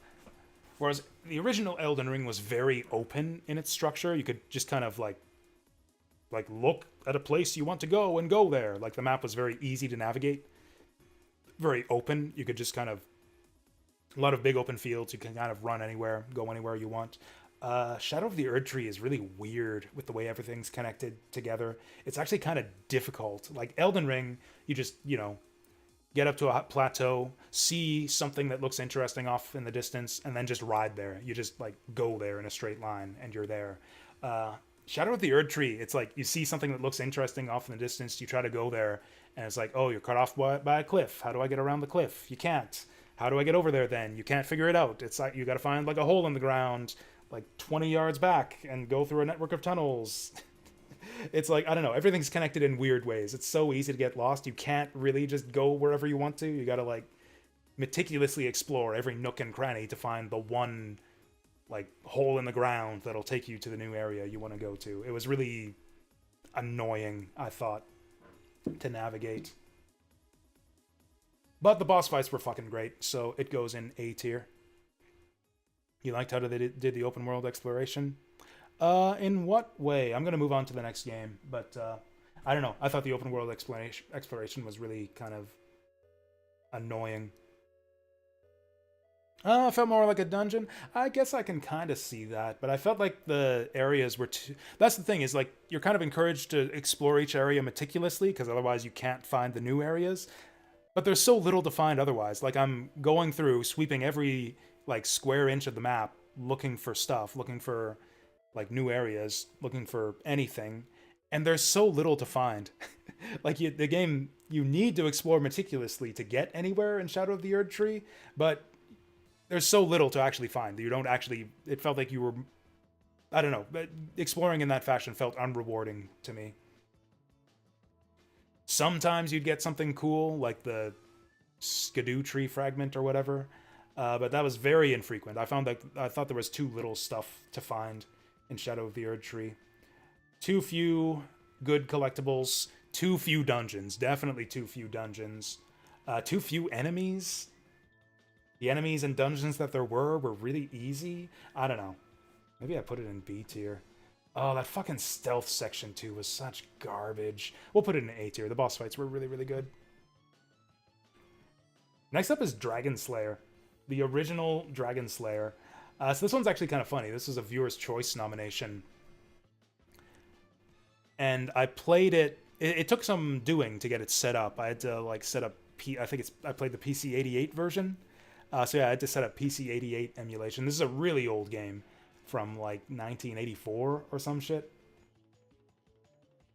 And the design shows it's like one of the earliest action RPGs where the game's essentially just a big maze. You're just running around, bumping into monsters, pushing blocks, finding keys and opening treasure chests, trying to collect crystals and drag them to your house to get stronger so that you can eventually fight the dragon. It's like incredibly simple. It's almost like a puzzle game. It's almost like Pac-Man, the RPG, where it's like you're navigating a maze, avoiding monsters until you get strong enough to fight them, and then you fight them. It really kind of felt like just an advanced version of Pac-Man, but it was weirdly compelling. And the maze was fun to solve. You could like push blocks, drag your house around to like set up a base of operations in different locations, drag objects of use back to your house. Was really satisfying to solve. I kind of think I want to put it in A tier. I only played it for the 1 hour on stream, but I got kind of obsessed with this game off stream. I kind of want to put Dragon Slayer in A tier. It probably doesn't deserve it for like how slow and badly paced and janky it is. It's so good though, and like historically significant too. Like so good for the time and holds up so well if you like fantasy puzzle games. I don't think Choops even likes this game. Fuck him. I'm putting it in A tier. I could. I mean, I could. I'm not gonna put it above Elden Ring. Like I said, Elden Ring. Yeah, Elden Ring. Shadow of the Erd Tree deserves its spot in A tier. It wasn't all bad. It was just disappointing. It wasn't SS like I wanted it to be. It was merely A, with like a lot of kind of mixed elements. There was Sunsoft Batman or Genesis Batman by Sunsoft. This was another viewer's choice game that I actually liked quite a bit. Does this one also go in A? Does this one also go in A? It kind of lacks replayability. It's a little bit on the easy side. Like, I'm probably not ever going to replay this game. It was fun for like the hour and a half it took me to kind of beat it and like master it. It had really good music. Yeah, it was a fun romp. I don't think it's like anything like really special or anything I'll return to, but it was a really fun romp. I'd recommend Genesis Batman for a fun little afternoon. Or just 1 hour of an afternoon. Yeah, I liked Genesis Batman well enough. Dynamite Cop goes in A tier, I think. I think I put it above Dragon Slayer. This was a Dreamcast game, a really crazy Dreamcast beat 'em up with like all kinds of weapons and items to pick up and beat down the enemies with. A fairly in-depth move and combo system too. And it's got like an interesting non-linear story mode where you're like trying to almost Metal Gear Solid style break onto this boat and rescue the president's daughter or something, and there's like different routes to take, different decision points along the way. But it is ultimately just a really kind of fast, quick, short arcade brawler with some really crazy mechanics and also crazy scenarios. You like fight a squid, you fight a giant squid at some point. This game was really good, actually. I think I put it above Tetristar. Lots of replayability too, with like the different paths, play for score as well. Yeah, I really liked Dynamite Cop. Man, this has been a banger year so far. Okay, King Colossus. Togi-O King Colossus. Yet another one that we did for Viewer's Choice. I liked this one a lot when we first started it up. It kind of wore out its welcome after a while. It was kind of like too simple and went on longer than I wanted it to, but it still had really good aesthetics, very good music, very fun, again, kind of simple, early Zelda-ish dungeon crawler. Dungeon crawler? I don't know, action-adventure fantasy game. I think I put it in B tier, a little bit below Batman. It got off to a really, really strong start, but kind of wore out its welcome, and the boss fights really suck. The weapons are really cool. This game has awesome, awesome weapons, where you have like the ball and chain that you can swing and throw, and it bounces around at random. The spear that you twirl around, different types of fireballs that can like cause like the ground to burn, kind of like the Castlevania Holy Water, or move in different directions. Really, really interesting and fun set of weapons. Although the optimal way to play I found was to just equip the sword and jump attack everything. Yeah, King Colossus was a fun game. I liked it. Eiyuden Rising. I did not actually play this one on stream. This is one that I played off stream in anticipation of Eiyuden Chronicle 100 Heroes. This was like kind of the prologue game to that got... I think this was like a Kickstarter like stretch goal. Like they made this game because they made so much money on Kickstarter. It plays differently from Eiyuden Chronicle 100 Heroes. It's not an RPG, like a traditional turn-based RPG. It's an action RPG that centers on 3 characters that I think show up in the full game, in the main game, 100 Heroes. Anyways, this game sucks. This game goes right into D tier. It's an incredibly basic action RPG with simplistic combat and really poorly paced story that doesn't really go anywhere interesting. And the game's got some fun town building stuff. I like the town building aspects of this game, and that's about it. It's actually a little bit... Am I remembering this right? I think it was a little bit like Dark Cloud, where it's like you're not like, you know, rescuing parts of the town from the dungeon, but you're getting materials from the dungeon to upgrade different facilities around town, kind of like the way your castle works in the main game. That was kind of fun, but the core gameplay sucked, the story sucked, the writing was poor. Yeah, Eiyuden Rising sucked. It kind of made me, rather than getting me hyped for Eiyuden Chronicle 100 Heroes, it kind of got me worried about that game. It's like, oh, they made this? Maybe 100 Heroes is going to be not that good after all. Then I found out, oh, this was made by a different company. Okay, maybe 100 Heroes will be good after all. But nope, 100 Heroes was a disappointment as well. This game also goes on my disappointments list for 2024. Oh, I've been forgetting to give out the awards. I mean, okay, we've done disappointments. Erdtree, disappointment. 100 Heroes. Eiyuden Chronicle, disappointment. We missed a waifu. I have waifus lined up. Naturally, Bulk Slash, being a waifu-based game, has one of the best waifus of the year. Medical Flare, the British princess from Bulk Slash, is one of the year's best waifus.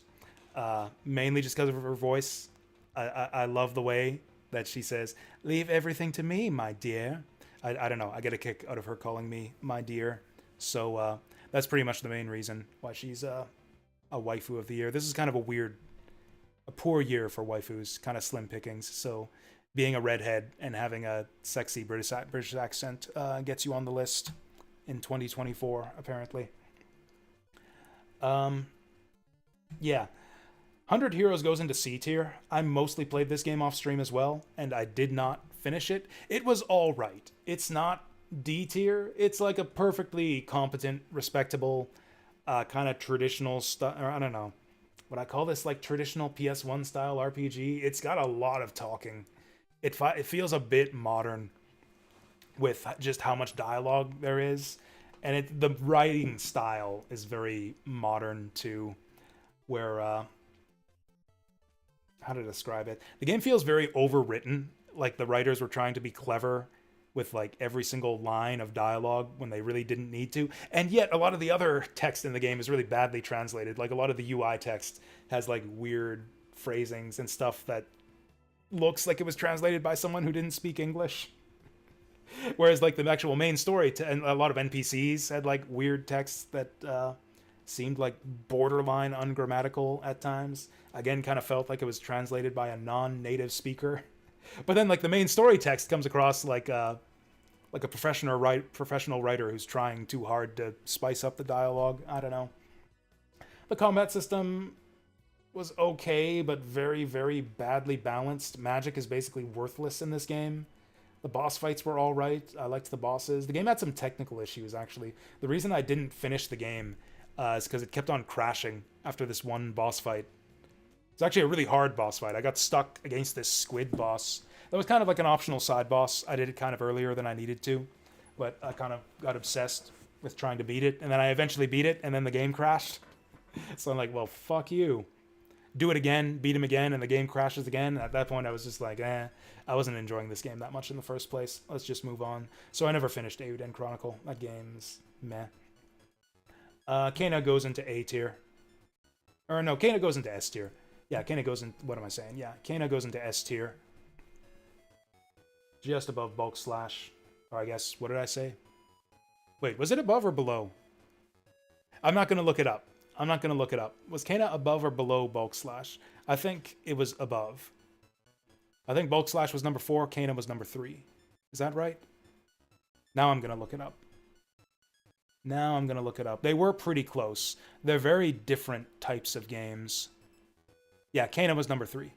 Okay, good. I almost embarrassed myself there. Although, honestly, they're very different types of games, like very hard to compare. Honestly, on a different day of the week, I might put Bulk Slash in front. It's probably more my style. I had a lot of frustration with Kena, actually. I got pissed off at a lot of the combat encounters and boss fights. Again, like I said, I had to turn down the difficulty for the final boss, but I felt there was so much other special stuff going on in that game. I didn't really talk about it when we discussed Bulk Slash, but the game maybe gets a little bit repetitive, or it's not that. The game has tons of replayability. Maybe not as much as it wants to have. Like, to actually fully beat Bulk Slash, you have to beat it like 30 times. Because there's like 3 different endings for each of the navigators. And there's like 7 or 8 of them. So yeah, you have to beat the game like something like 30 different times, which is maybe a bit excessive. I don't know if it has that much replayability. I beat that game like 12 times. I beat it like 12 times, and I thought, that's enough for now. We'll come back to it some other day. Yeah. I think Sakura Wars is an A tier. This is another one on the top 10 list. I think Sakura Wars isn't quite S tier. The SRPG mechanics are a little bit too shallow. It's definitely greater than the sum of its parts. It's kind of hard to recommend. It's like so heavy on the visual novel stuff. Like, I would not recommend Sakura Wars to people who don't like visual novels, unless they're like super big fans of 90s style anime. But it feels like the kind of game where like the different elements like merge together so that the game is greater than the sum of its parts. And it just hits just right. Like, it's that merging of different elements, like visual novels and SRPG and 90s harem anime. It's like all my favorite things mixed into one pot at just the right blend. So it kind of hits just right for me, even though I don't know if I would necessarily recommend it to many other people, except if you like kind of fit into the same niches that I like.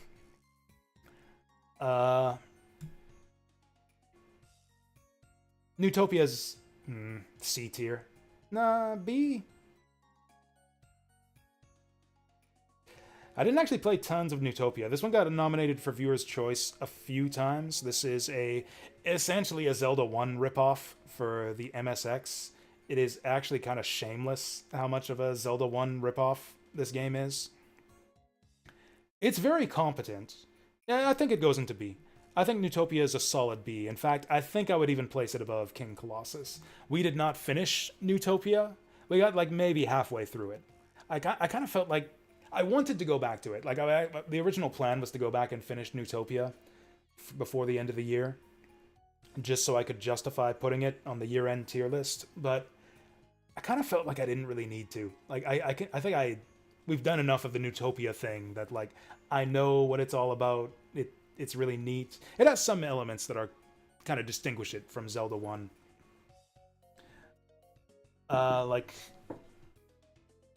it's a bit more puzzle-solvy than Zelda 1. Like there's like a certain way you have to kind of solve the overworld and like talk to different NPCs to figure out what to do next. There's like a little bit of puzzle solving on the overworld that Zelda 1 doesn't really have, which unfortunately makes the game kind of linear compared to Zelda 1. I prefer kind of the free roaming, exploring structure to Zelda 1, whereas Newtopia is kind of more linear. Kind of talk to the NPCs in order to figure out how to unlock the dungeon. It is a competent Zelda 1 clone. I think it, belongs in the middle of B tier. Solid game. Outer Wilds is SS tier. I pretty much made the SS tier for Outer Wilds. I actually don't have it. Outer Wilds might be the only game we put there. I don't know. I haven't really thought about it. So yeah, the top 10 I obviously planned out in advance. This I actually haven't planned out. I put some thought into like what games are eligible for the tier list, but I did not actually plan out what game goes into what tier. I'm just kind of flying by the seat of my pants here, but I did decide that Outer Wilds was kind of special enough and is like one of my all-time favorites to the point where it kind of deserves its own tier up here. Actually, maybe Tales of Fantasia goes up here too. Who knows? We'll see. Amazing Spider-Man goes at the bottom of D tier. This is another viewer's choice game that we didn't quite finish, but we played through like 90% of the game, which I think is enough to pass valid judgment. This is Amazing Spider-Man for the Game Boy. This game basically sucks. It's like incredibly simplistic, obnoxiously hard, which is a bad combination. It's a bad combination to have a game that's like really, really just brain dead simple to play as far as like the controls, but still obnoxiously difficult. Like tons of trial and error. Really just annoying, trial and error bosses, trial and error stages. The climbing sections sucked. Yeah, I didn't like Amazing Spider-Man at all. Disruptor I liked quite a bit. This is another one that started as a viewer's choice game.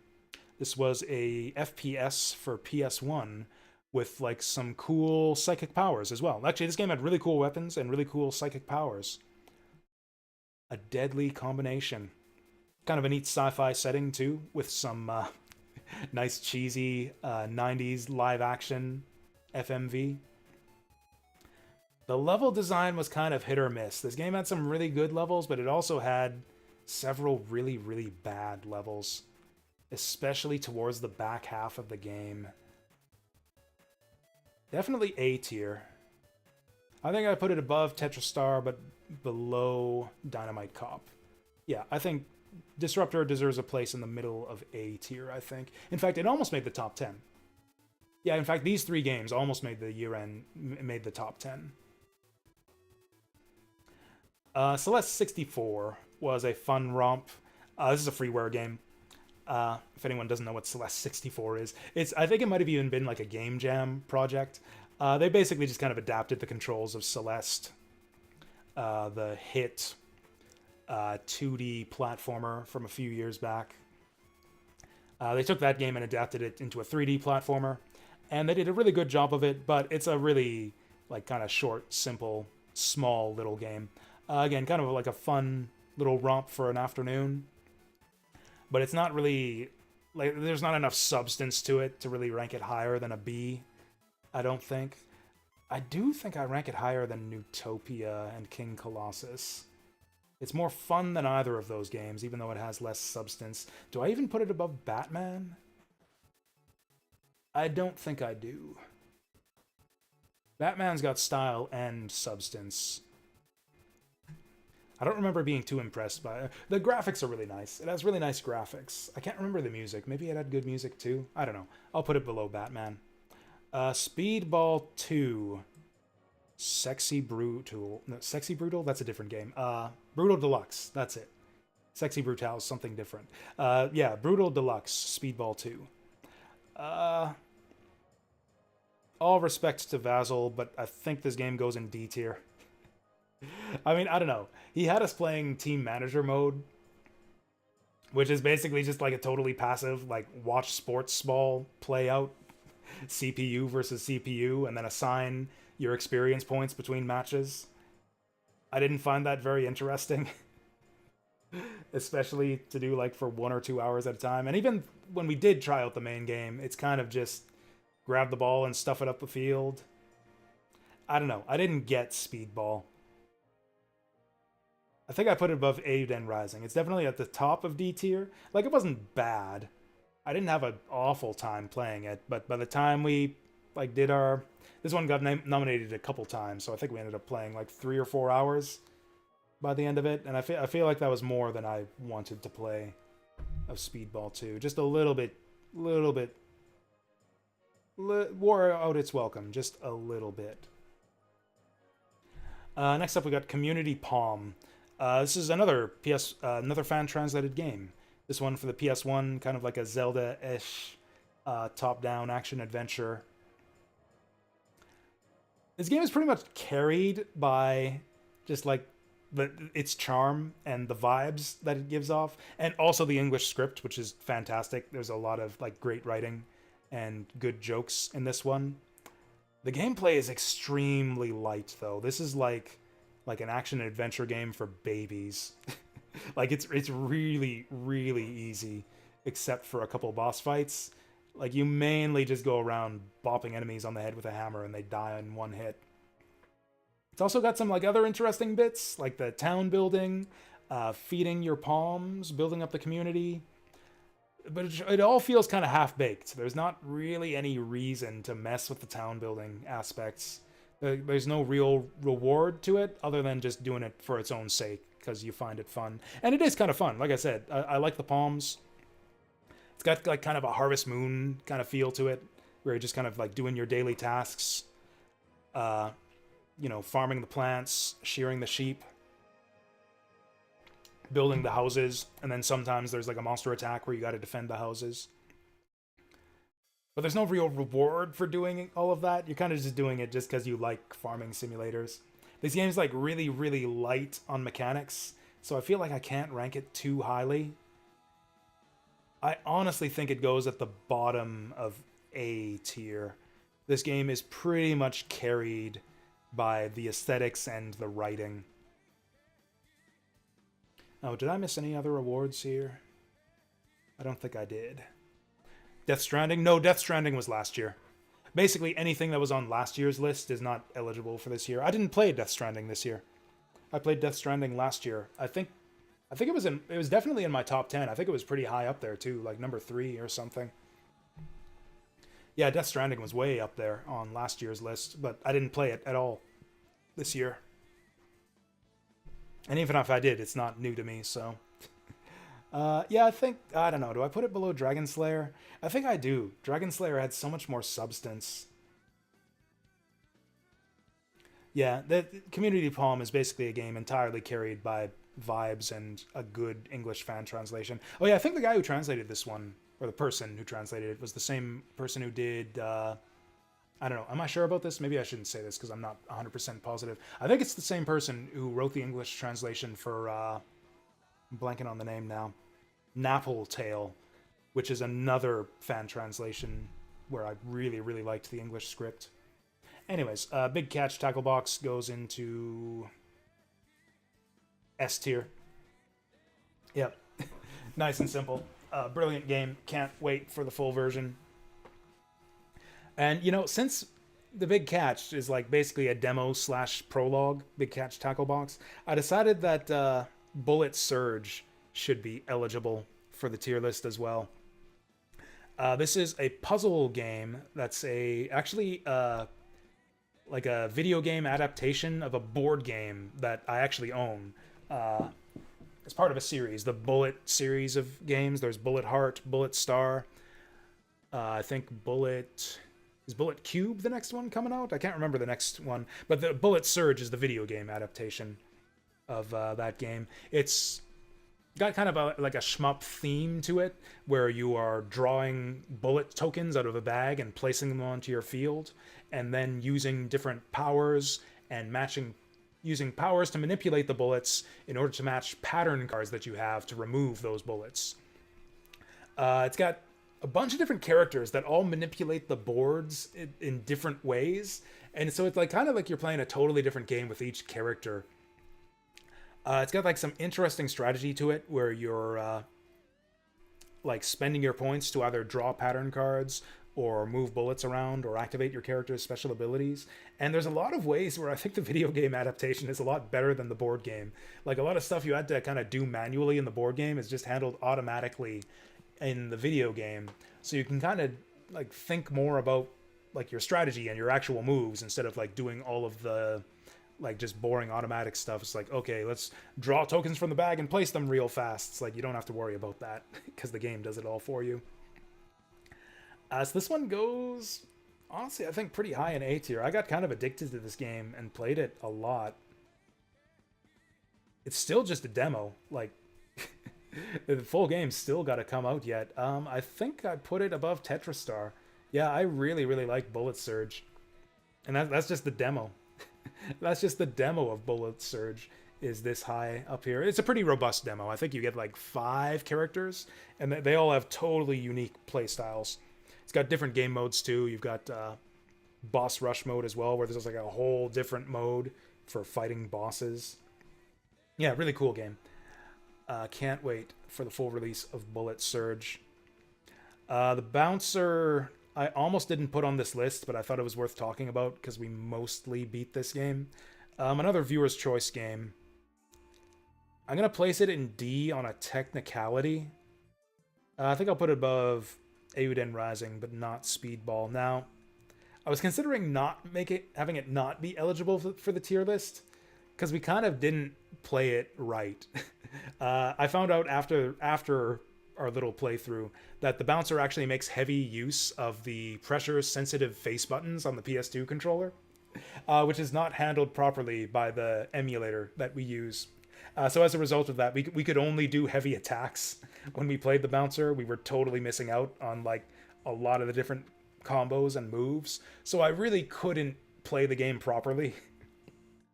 So I guess you can consider this to be like my ranking of the Bouncer as played in the PS2 emulator. Maybe if I played on actual hardware with a proper pressure-sensitive controller, I would rank it higher. But I don't know, unless you're willing to spend a bunch of money on all of that stuff. This is kind of the only way you can play the Bouncer these days, or kind of the only reasonable way. So, yeah, the Bouncer in a PS2 emulator goes in D tier. And then, yeah, moving from Nomura to Toriyama, this is another viewer's choice game. Tobal number 2. So I only played this for the 1 or 2 hours or whatever it was on stream for viewer's choice, but I actually got kind of addicted to this one off stream. It's actually really cool. It's a very robust kind of early 3D fighter with like tons of moves for each character, a full RPG mode where you're going into a dungeon and fighting a ton of different types of monsters, and all the monsters are like unlockable as fighters you can use too. They don't have as robust move sets as the main characters, but like it's really like an incredibly content rich game with very, very deep like dungeon mode. I feel like it probably deserves a place in A tier, but like it was kind of just a fun novelty for me. Like I didn't love it.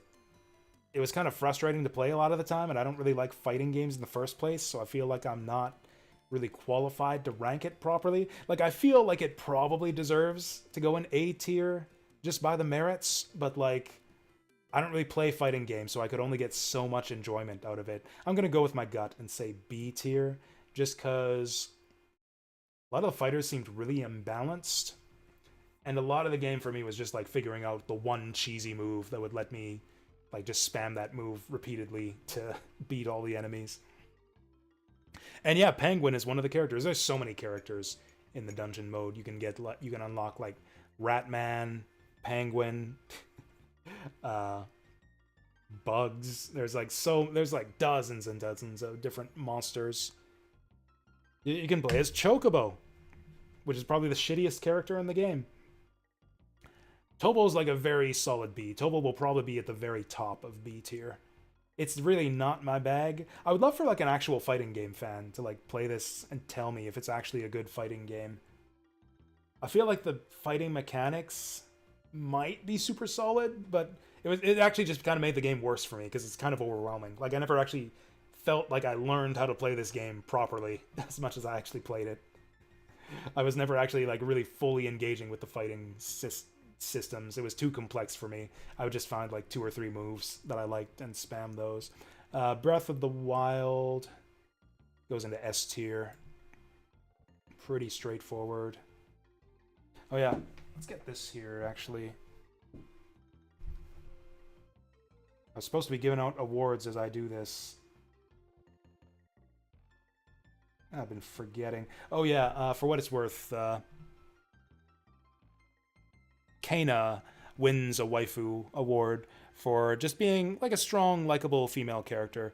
0 sex appeal, but you know, she's cute. I don't know. Like I said, kind of a weak year for waifus. Just being like a girl with a good personality in a game that I liked pretty much gets you on the waifu list for this year. Oh, did we do Sakura Wars already? Yes, you're right. I've been totally forgetting this. I'm letting down all my waifus here. Yes. Koran is indeed on the waifu list as well. I forgot that we covered Sakura Wars. But yeah, Koran, best girl. Not even close. Actually, it's kind of close. I like Sakura too. Sakura's pretty good too. But Koran's the one who we married or whatever at the end of the game. So, you know, can't switch at this point. We got the Koran ending, so Koran's waifu of the year. She's actually not. She's number 2 of the year. But yeah, we haven't covered that game yet. We'll get to it later. Next up, were we done? What were we talking about? I don't know. I think I just placed Breath of the Wild or something. Konosuba. Yeah, Konosuba Revival of Beldia. This is a fan game made by the guys who made the Deedlit in Wonder Labyrinth and that Toho... I forget what it's called. Lunar Labyrinth? Luna Nights. Toho Luna Nights. Yeah, those guys. Really good game. Full of, like, tons of, like, references to the anime. Very, very faithful to, like, the spirit of the anime. Like, the way the characters behave. A lot of the, like, neat callbacks to the anime. It makes very good use of the source material. That's kind of, I feel like, Team Ladybug's thing is... Oh, did I actually show Koran? Did I actually show these pictures? There's Koran. I forgot that I was in, like, preview mode, so I have to click the button to show you guys these pictures. There's Koran.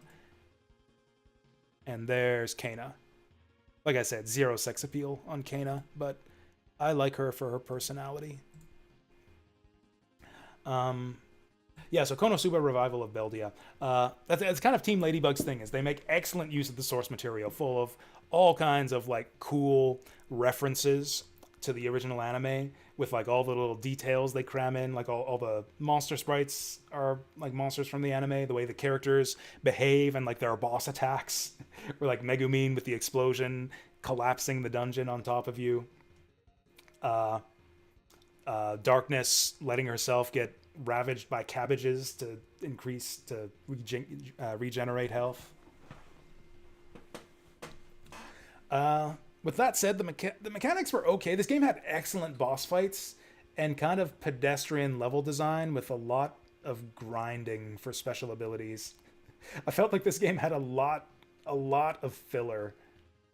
and there wasn't a lot of substance to it either. There's like 3 main levels. There's like an intro. It's got kind of like a Mega Man thing going on, where the 3 main girls, Megumin, Aqua, and Darkness, have been corrupted by Beldia's mind control magic, and you've got to go beat the shit out of them to get them to snap out of it. And then after you beat them, you get some kind of special power for beating them. Again, it got kind of like a Mega Man aesthetic, Mega Man mechanics, sort of.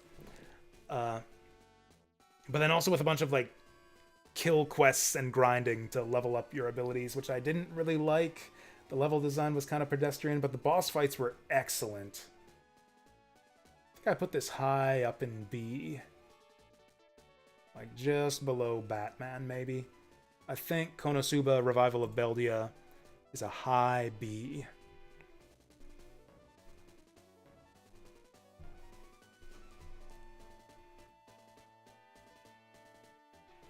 What's better, a Mahjong Mama or a Hanafuda Ho? What about shogi sluts? Where are all my shogi sluts at?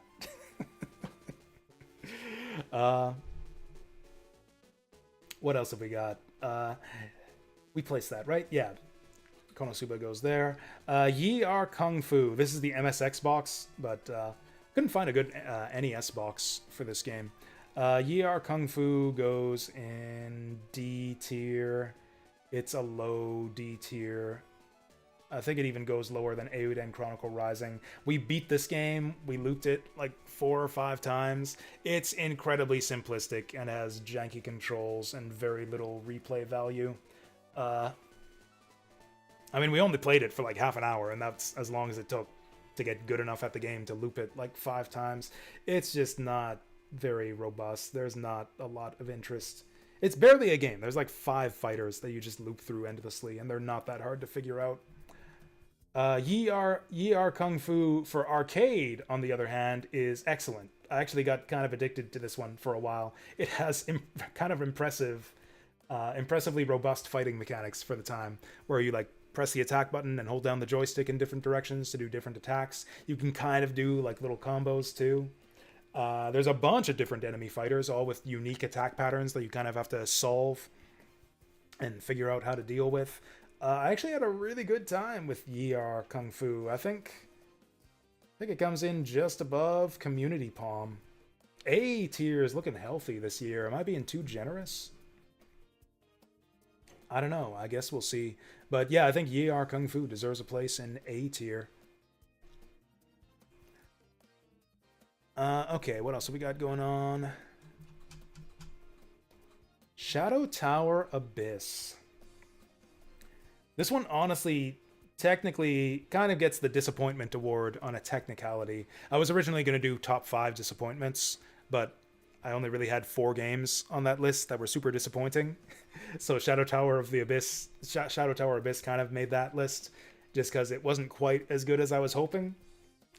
The game's got some really interesting mechanics, great atmosphere. I loved the first few hours of this game. And then it kind of devolves from there. It kind of gets like easier and easier as you go along and like build up a supply of really strong weapons. And the way the resource system works in this game too, you can kind of just endlessly repair your weapons by sacrificing other weapons. It's got a weird like HP based economy where like you sacrifice HP to repair weapons, but then sacrifice weapons to recover HP. It's kind of weird, but in the end, you can kind of loop it very easily. The game dumps so many weapons on you that you kind of just have infinite resources to get whatever weapons you want and repair or improve them as much as you want to. Which made like the game started getting really, really easy around the mid game.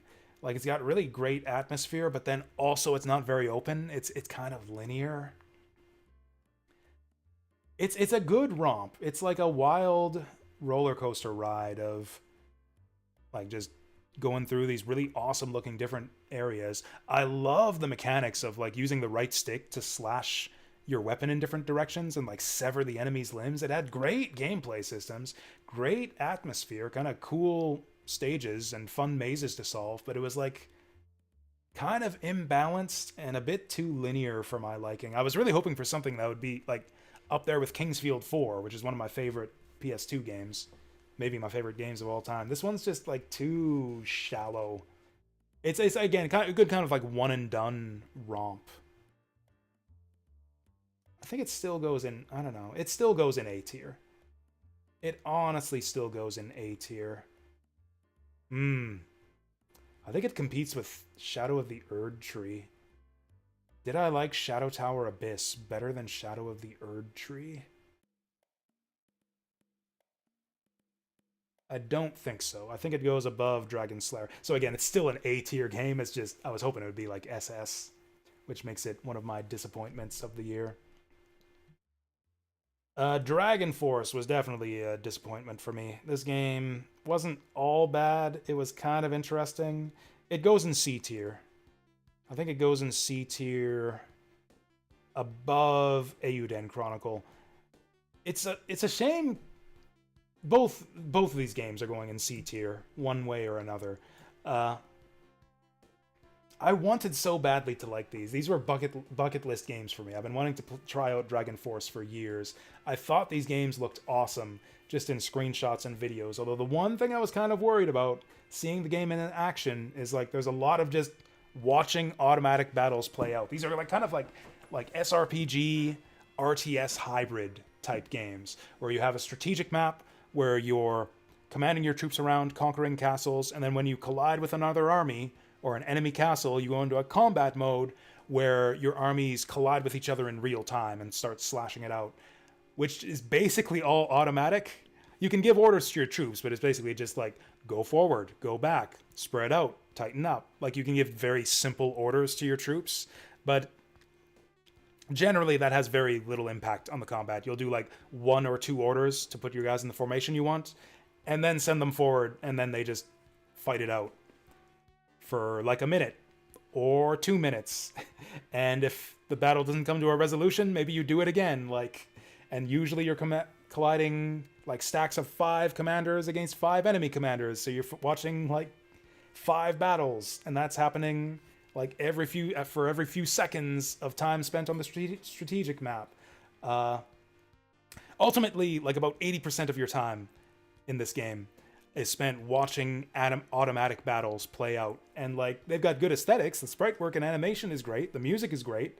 It's like, gets you kind of pumped up to watch these battles take place the first like maybe 50 times, but you have to watch them like 1,000 times over the course of the game, which is a shame because there's a lot of other cool mechanics here. The game's really strategically interesting. The way you choose your starting kingdom, and then you're kind of in a different like strategic position for spreading out across the rest of the map after that. Like, Bozak is kind of stuck in like this little corner of the map with their like sworn enemy, the samurai, who their troops are weak against, right next to them. So you kind of have to like fight your way out of this corner in the early game. Bozak's kind of hard mode, whereas conversely, the Pale Moon Kingdom is surrounded by a bunch of other kingdoms who they're kind of friendly with. You actually get free allies at the start of the Pale Moon campaign. It's almost kind of like easy mode, but then it also becomes kind of overwhelming because then all of a sudden, oh, I've spread out my territory all at once to these other 2 allied kingdoms, and now I'm fighting battles on like 5 different fronts here. It's like there's a lot of interesting strategic decision making as far as like where to send your armies, what castles to fortify, which targets to pick next, as like all the other nations are going back and forth doing their own thing, fighting against each other. It's got fantastic strategy mechanics. It's just like 80% of the game is just watching auto battles. It's a real shame. It's got like a cool questing system too. There's so much good stuff in this game, but if there's just a way to auto-resolve battles, I honestly think this game would be like A or S tier. But like, it's borderline unplayable with how boring it is. The Japanese Girl Lord. So that's Dragon Force 2. So there's also all these UI problems with Dragon Force 1 too. The UI is a nightmare. It's so difficult to manage your armies. You have like literally like over 100 commanders that you have to deal with and distribute items to. You get like, even apart from like the battles being tedious to watch after a while, you spend so much time on administration, like distributing items and medals and assigning troops and stuff. Like, the micromanagement of your armies is a real sore spot for that game too. And the map's kind of hard to navigate too. You can't like zoom in, zoom out. You have to like pan all over the place to see anything. You're getting the camera snapped around, like whipping around all the time as battles happen on one side of the map, then the other. You're trying to assign orders to troops, and all of a sudden two armies collide, and you get zoomed over to the other side of the map. Now, Dragon Force 2 fixes a lot of that. Dragon Force 2 streamlines a lot of the like army management mechanics and cleans up a lot of the UI. There's a zoom mechanic, there's a fast forward mechanic. There's like so many awesome things they did with the UI to improve things for Dragon Force 2, but then they over streamlined the game mechanics too. Like a lot of the strategically interesting mechanics of Dragon Force 1 have been kind of simplified and stripped out of Dragon Force 2. Dragon Force 2 is just like a linear sequence of battles across a circular map. It's like there's no choices for who to fight next. In fact, the other kingdoms don't even really fight amongst each other. You're kind of just fighting and just knocking over one enemy nation after another in the linear order that the game forces you to.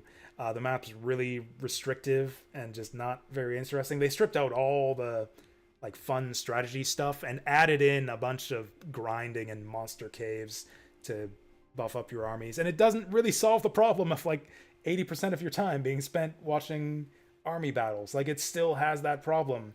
So it's like it still has the biggest problem the first game had, cleans up some UI stuff, but then also strips out a lot of the other stuff that made the first game good. So I don't know. I actually think I put Dragon Force 2 below Eiyuden Chronicle.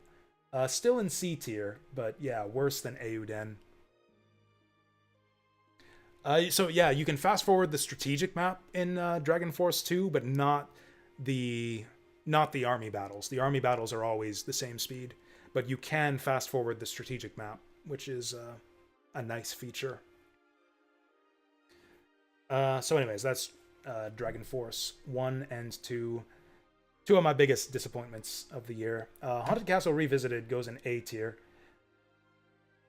It's another one of those games, it's super high quality, but it's a little bit low in substance. Like there's not a lot to this game. It's very short and relatively easy, but super high quality. Like fantastic graphics, fantastic music, fantastic gameplay, but it's over in like 25 minutes. And doesn't have a lot of replayability. I think I actually put it below Yi Ar Kung Fu, but above Community Palm. Also, this game had one of the best soundtracks of the year. I don't have music prepped to show that off. Oh, wait, yes, I do. Yeah, I do. We'll do music later, but yeah. So yeah, Haunted Castle Revisited. Yeah, great kind of update and adaptation of Haunted Castle, the original kind of Castlevania arcade game for the modern age. A lot of it reminded me of Castlevania Rebirth, which is another great remake where they like kind of took the original Game Boy Castlevania and updated it to make it not shitty. They basically did that with Haunted Castle here. They basically took Haunted Castle and made it not shitty. This wasn't even a full game. This was included as like a bonus feature in the Castlevania Dominus collection. So it kind of makes sense that they did like that. It's not a super robust, fully featured game. This is literally just like a free extra that they threw into this collection to put in just some additional value. Like the main featured items of the Dominus collection are the DS Castlevania games. That's the collection of Castlevania Dawn of Sorrow and Portrait of Ruin and Order of Ecclesia, with Haunted Castle Revisited thrown in as like a free bonus. And another awesome remake from this year that we actually played the same day was Shadow of the Ninja. I didn't play this one as much as I wanted to, so I feel like I'm not super qualified to talk about it. Part of the reason I didn't play it that much is the game's kind of difficult to get into. It has a few kind of clunky systems. It has like kind of a clunky item system and kind of, I don't want to say clunky controls, but it's got a learning curve. The game's got a definite learning curve to it, and the levels are really, really challenging. So it's like every time I thought about going back to it, it's like, but then I have to like relearn it, and it's going to take a lot of effort to get back into. So I never returned to this one, but I had a great time with it on that first playthrough. I think this goes high up here. I think we put it above Disruptor, but below Dynamite Cop. And honestly, if I put the time in to like learn how to play this game better, like learn the levels better, learn the controls better, learn to make better use of items. The item system in this game is weird, where like you have to tab through your items one at a time, and your character is like locked in place as you're doing it. So item use requires a lot of forethought. You need to like know the levels and know where you want to use each item. Like you have to like kind of plan your route through the level to know what items you're going to bring out, so you can bring them out in advance. And there's tons of items in this game too, like so many different weapons, and yeah, items to use. It's a very fully like full featured game. Tons and tons of different weapons, tons of not tons of different moves for your characters, but a lot of little intricacies to your moves, like the way that you can use your scythe, or what do you call it, the Kusarigama, and like wall running and spin jumping.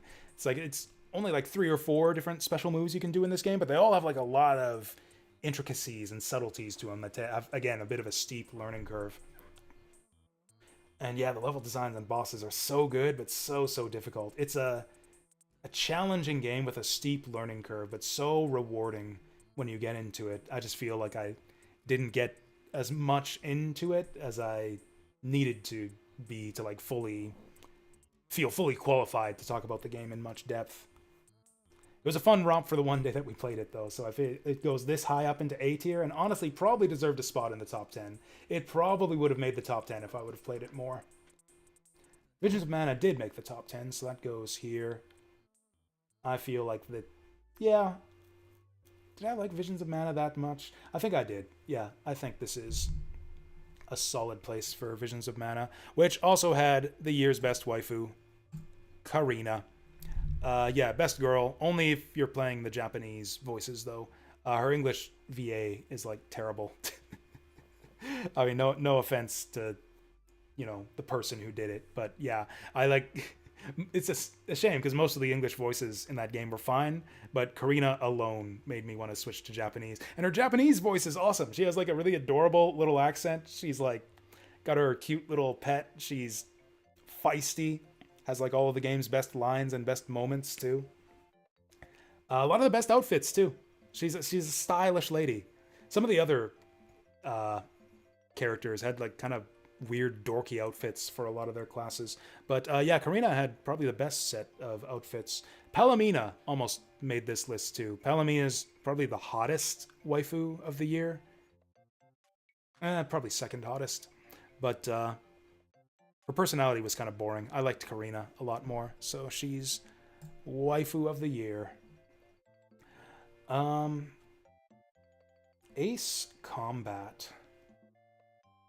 Ace Combat 3 Electrosphere. I felt like this game was a bit shallow and repetitive. It had a really interesting story. So we played the Japanese version. Oh, take that down. We played the Japanese version, which, like the American version of this game, stripped out a lot of stuff. The original Japanese version had like a branching storyline where you'd have different decision points. There were like a bunch of different characters you interacted with. You could follow them to different factions. Yeah, this game had like kind of a somewhat complex branching storyline in the original Japanese version, which they entirely stripped out from the American version. They just sequenced the missions together in linear fashion. So the story stuff was interesting. I got into the story of this game a fair bit. I liked the aesthetics. It had great music, probably one of the best soundtracks of the year. The gameplay wasn't that interesting. The gameplay was like kinda shallow and slow-paced. And the missions, yeah, also got kind of repetitive. Great aesthetics and great story, though. I think it falls into the top of C tier. This is like C, borderline B, I think.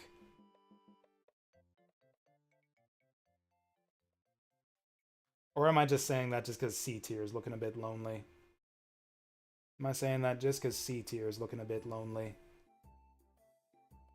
I mean, was it worse than King Colossus? It was, but not that much worse. Actually, no, it's about the same.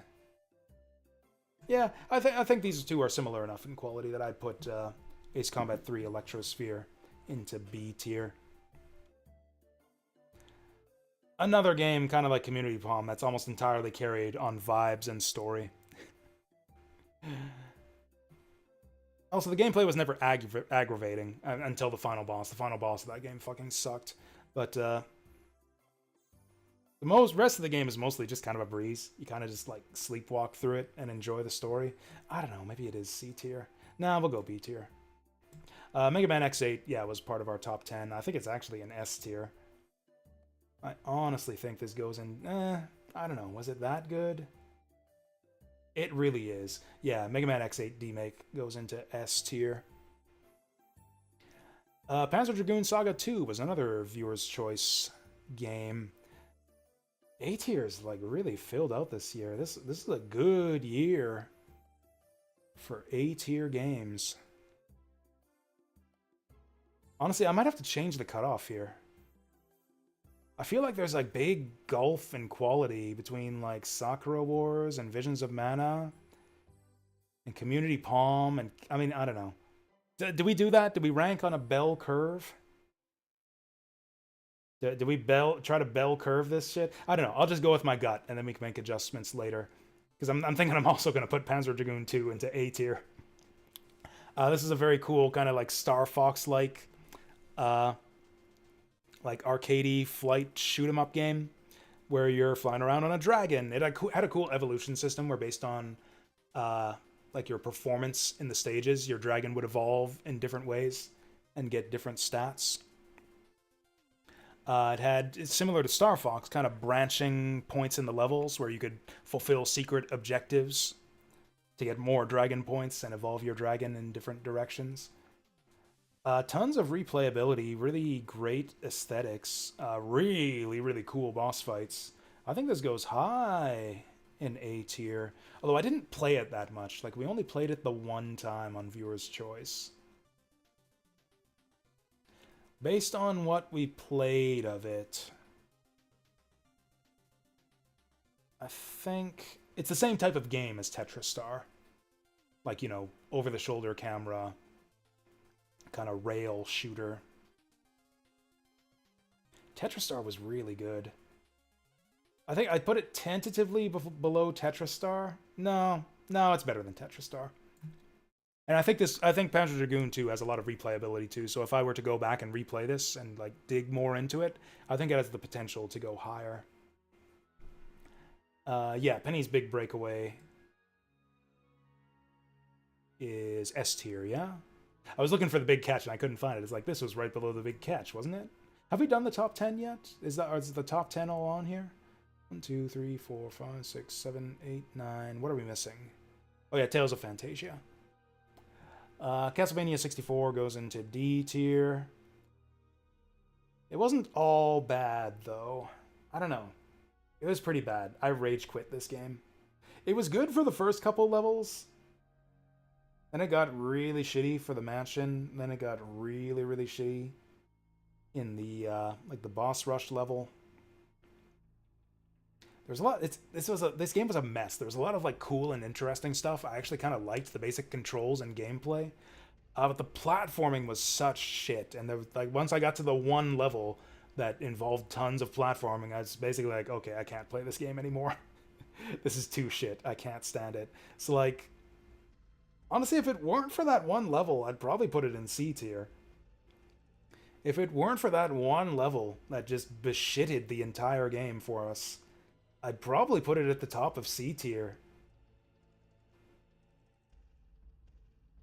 Oh, you're right. I probably should have put Snake Rattle and Roll on here. Snake Rattle and Roll would go into D tier. I did not like that game much at all. I think Castlevania 64 goes at the top of D tier. It's like almost like, again, if you remove the shitty elements, the platforming, and kind of like the worst aspect of the worst levels to make the game kind of playable, if you like make the game tolerable by shaving off its worst aspects, even then I think it only goes to the top of C tier. Like it's merely just kind of like a competent 3D platformer if you suck all the shit out of it.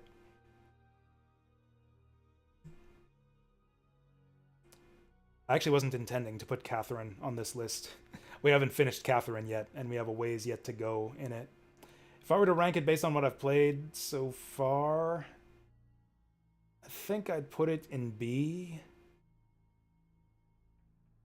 I don't know. It's another one of those games where I feel like I need to play it more to like evaluate it properly. I feel like it's like a game where the balance is out of whack. It's like, again, kind of almost like a visual novel, like puzzle game hybrid, but it's not as well balanced between those two elements as Sakura Wars.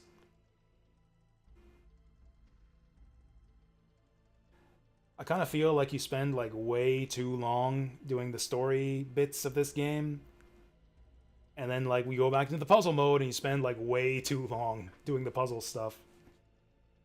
I find myself like by the time we get to the end of like the puzzle levels, like, is this over yet? I want to go back to the story. And we go to the story section and that goes on and it's like, or is this done yet? I want to go back to the puzzles. Like everything just seems kind of badly paced to me. The individual aspects are great, but they don't mesh together very well. I think I'd still put it above Tobal. I think Catherine goes at the top of B tier for me right now. And also literally skill issue. I got really frustrated with some of the later levels. Although part of that might be because it's one of those games we kept on like doing months apart for viewer's choice. So like I'd play it and then we come back to it 6 months later in the middle of the game. So it's like, oh, we're playing hard levels, but I can't even remember how to play this game. So it's kind of frustrating to have to like relearn the game mechanics and like relearn how to play the game and the strategy and everything. Relearn from scratch when I'm like in the middle of the game doing hard levels. So the way we approached it might have impacted my enjoyment too. I still want to go back and finish it. Although I did look it up. I don't think we're as close to the end of Catherine as I was led to believe. I think we're like 4 chapters from the end of that game. If you got rid of Catherine and just stuck with Cetherin, yeah, maybe. I mean, maybe I'll love it. Like, if the story goes, like, interesting places and has a great ending, I feel like a great ending could save Catherine for me. Also, if I just get better at the puzzle mechanics, that's another kind of barrier to enjoyment for that one, is I just suck at the puzzles. Tales of Fantasia in double S. It's that good. It's one of my all-time favorite RPGs now. Probably, like, a top... Probably not that top 10 games of all time. Probably like top 30. Probably goes in my top 30. I feel like any game that's in like my top 50 games of all time goes into double S tier.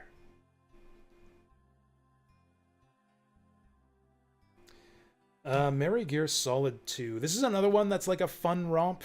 It has some pacing. It's funny because like it has a lot of the same issues that the Metal Gear games have. There's like some of the dialogue goes on just like way too long. Kind of tends to like kind of belabor the point too much, but that's like totally in keeping for being a Metal Gear game, so it's kind of part of the joke.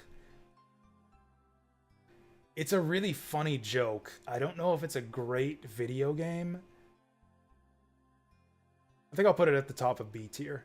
It's too, again, kind of too insubstantial, I think, to put it much higher than that. But it's a really entertaining romp for what it is. Yeah, I'd strongly recommend Metal Gear Solid 2. I think that, yeah, top of B tier. It is a bit light on mechanics. There were some bad bits. It actually did have a lot of padding and filler, now that I think of it. I did get quite annoyed at having to backtrack up and down the floors so often. You know what? I'm going to take it down a couple notches. Yeah, I forgot about all the backtracking and filler and padding. We're going to dump it down just a little bit. Just a little bit. All these games are like very similar quality. This looks like it's like tumbling down the hill of shame. All these games are like pretty similar quality to me. I feel like it's like just between Celeste and Newtopia. And lastly, we got Dark Cloud 2, which I think actually goes at the top of B tier. Oh, and also has another waifu for us. Hey, Ruby's here. Ruby is like an A tier waifu. except that she only gets or like has like the qualities of like a best waifu ever, but she's only in like one scene in the whole game. She has like, yeah, S tier introduction, and then she just like does nothing for the rest of the game. It's so funny the way she's introduced, where it's like, oh, this rich guy is gonna give us his genie, and then he summons her out, and it's like, oh, so which of you boys will I be serving? It's like, so there's so much innuendo. The innuendo is like so over the top when she's first introduced, and then when it turns out, it's like, oh, you're not servicing anyone, travel with this kid, she like just flips her switch and gets pissed off at him, goes like full dominatrix mode. It's like, why the fuck did you summon me? Who do you think you're talking to? Say my name, bitch! And then just like, enter this girl's name. It's like the naming screen was great. I loved that gag with the naming screen. She's just like, go on, say my name, please name this genie girl. But then she literally has no role in the story at all after that. None of the characters in Dark Cloud do. That's like intro scene, join the party, and then you never hear from them again after that. But she's hot and has a great intro, so yeah. Nah, Dark Cloud, I don't know. You know, you're probably right. It's better than Community Palm. Yeah. It's better than Community Palm. It's like, it's so hard to not penalize this game for not being as good as Dark Cloud 2. I feel like it kind of wore out its welcome. The last chapter, actually, honestly, the biggest thing about Dark Cloud is it gave a poor last impression. Like, I really, really disliked the final chapter of this game, and the story fell apart at pretty much that same point, too. I really kind of lost all interest in the story. And then in hindsight, like, the characters didn't really have much to do. They're just kind of there. There's like no really camaraderie or party interactions. The gameplay gets fairly repetitive after a few chapters. Again, it's one of those games where it's like the mechanics are kind of shallow, but it's like just the right blend of elements where it's like the kind of simple dungeon combat, simple roguelike mechanics combined with simple town building kind of blend together to make something that's more than the sum of its parts, kind of like Sakura Wars. But then they like mix with the formula in the end. It's like, oh, let's just strip out the town building, and like it all kind of falls apart. Then it's just like kind of a bad roguelike at that point. And like that one final chapter goes on forever too. And, like, the game's really, really light on story too. I feel like the town building kind of makes this game. To be honest, okay, now that we've gone through all the games, I think I'm going to put a cutoff here. I think Community Palm and Dark Cloud go into B tier. I think that's a good compromise. I feel like these games, yeah, Haunted Castle Revisited and Ye Are Kung Fu are solid A tier. I like those games a lot. I feel like Community Palm and Dark Cloud, as much as they kind of coast by on like charm and all that, they have too many problems to be like true A tier.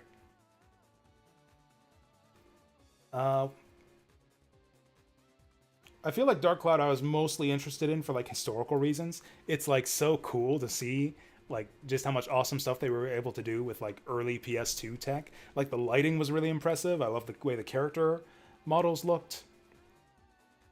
It was just I feel like the ending and like the end game of Dark Cloud really let it down a lot. Like it all didn't build up to anything. It didn't amount to much in the end. Like the game had a great story set up with like the intro scene where they introduced Dark Genie and the dictator guy, and show how he like wrecked the world and scattered pieces of all these towns around. It's like a great setup for an RPG, but then there's like no story until the end, and it turns that whole setup into some stupid time travel bullshit with some emo kid in a leather jacket. I don't know. And then like they like threw away all the good game mechanics in the final chapter too. I don't know. I feel like the final chapter actually let this one down into B tier. I felt like, yeah, it kind of left the whole experience feeling kind of hollow and empty in hindsight. Like, yeah, it didn't amount to anything in the end because of that ending and that final chapter. I don't know. We'll be playing more of this one, actually, in the new year. Just probably one stream, just to try out the bonus dungeon, which I suspect I also won't like. And that's the thing, like, seeing all these problems with the game, it's like, oh, insubstantial, and the characters don't have enough of a role in the story. And the game's kind of like a mess of mechanics that don't quite... how to describe it? It's just like, I look at all the elements of this game, it's like, oh, Dark Cloud 2 perfected this formula. It's like, this game has all these problems, but Dark Cloud 2 doesn't have any of these problems. Dark Cloud 2, like, takes all these different ideas and, like, kind of, like, polishes them into something that's, like, a bit more robust and fully featured and, like, blended together a lot better. I don't know. It's hard for me to evaluate Dark Cloud 1 in a vacuum when it's like, oh, Dark Cloud 2, though. Yeah, actually, I think... And then, do we do this? Okay, so this is the tier list right now. I think I'm pretty happy with this. A lot of games in D tier, but not a lot in C. And to be honest, I feel like the line between D and C is pretty thin.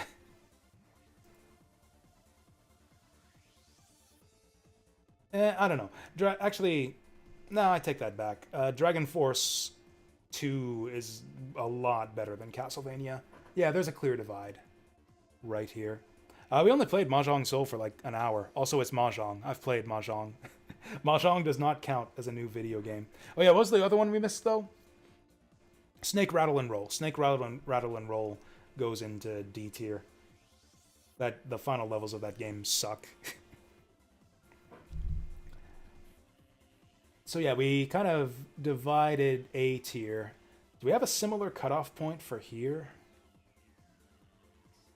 Honestly, if we wanted to bell curve it, I feel like I could almost throw Neutopia, King Colossus, and Ace Combat 3 into C tier.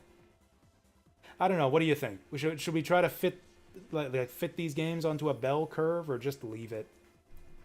I feel like there is a pretty big gap between,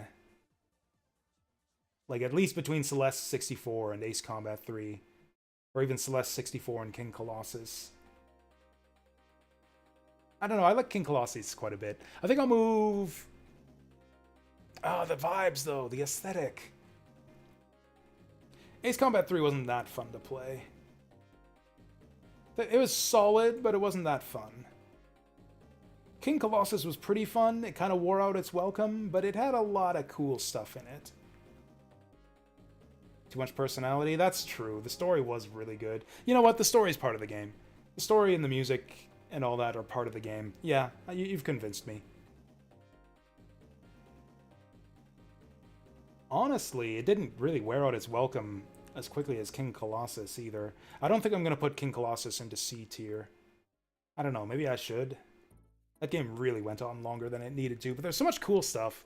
I loved the music, like the dungeons were fun to clear out, the weapons were awesome. The boss fights really sucked, but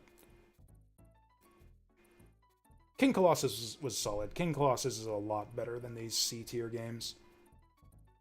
So yeah, this was 2024.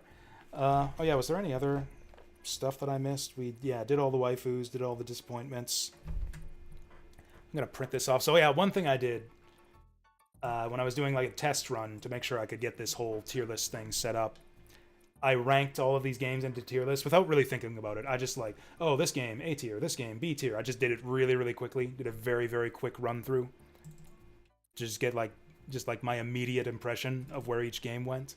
I'm kind of curious to compare this final tier list. Like, I put a lot more thought into this one, so this one's probably more accurate than that other one I did. But how does this compare to like my first like rough draft of the tier list?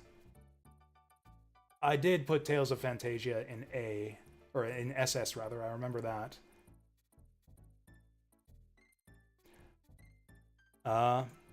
Oh, did I mess up the order of Penny's Big Breakaway and Mega Man X8 Demake? Or did I change my mind? Or did I mess it up in my rough draft? So yeah, I have the cutoff right here in the rough draft, but I have X8 above Penny's Big Breakaway. No, because they were right next to each other. Yeah, I think I just messed it up in my rough draft. Oh, interesting. I changed quite a few things here. I have Dynamite Cop in B on my rough draft. I don't know if I agree with that. I have Shadow of the Ninja above Twin B. That might be right. I like Twin B quite a bit. I have Disruptor in B tier. Those final levels were pretty shitty. I was a lot more strict. Actually, my rough draft definitely fits the bell curve a lot better. Wow, I have Dragon Slayer in C. What the fuck? You know, I think I might have been doing my rough draft based more on, like, general recommendations. Because, like, I feel like this draft of the tier list is kind of based more on, like, my experience and what I remember about each of these games. I feel like my rough draft is more like, what would other people think? How would I recommend these games to other people? Because, like, some of these games are tough to recommend to other people. Dragon Slayer, I wouldn't exactly recommend to your average gamer. I really liked it. It fits my style really well, but I don't know if Dragon Slayer is for most people these days. Actually, most of the other stuff is pretty similar. Most of the other stuff is pretty similar. I have a lot of this A tier stuff shifted down into B and the B's into C.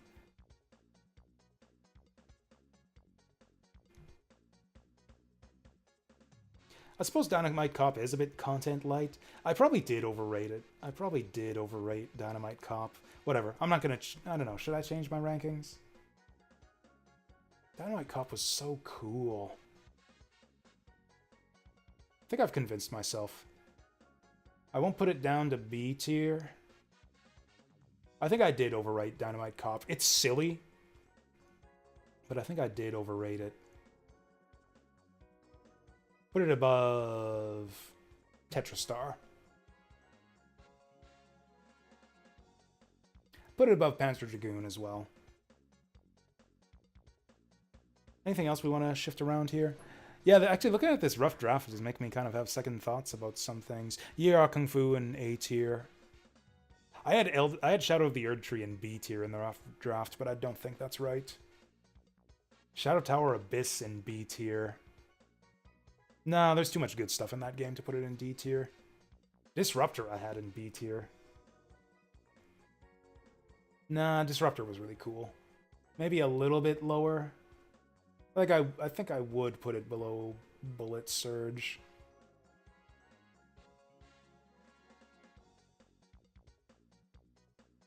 Yeah.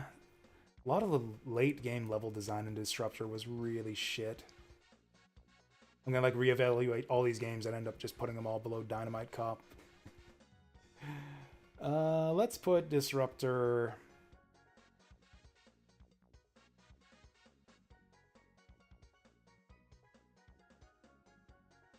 Let's leave it above Panzer Dragoon 2, but actually I think I do like Dynamite Cop better than Disruptor. What else is weird on here? Catherine's about the same. Dark Cloud I had a lot lower in B. Tetristar I had in B. What? Tetristar was great. Oh, Tobal I had much lower in B. What's all this C tier stuff? Okay, I did have King Colossus and Merry Gear Solid in C. Oh, actually, I pretty much had all these games in C in my rough draft. I think this is more correct, though, the way I did it here.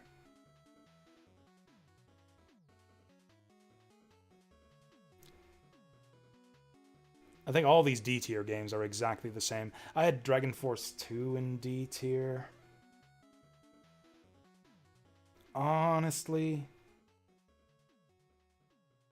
Yeah, I agree with that, actually.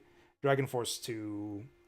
There just wasn't that much good about it. Like, it's streamlined over the first game, but they took out all the stuff that made the first game...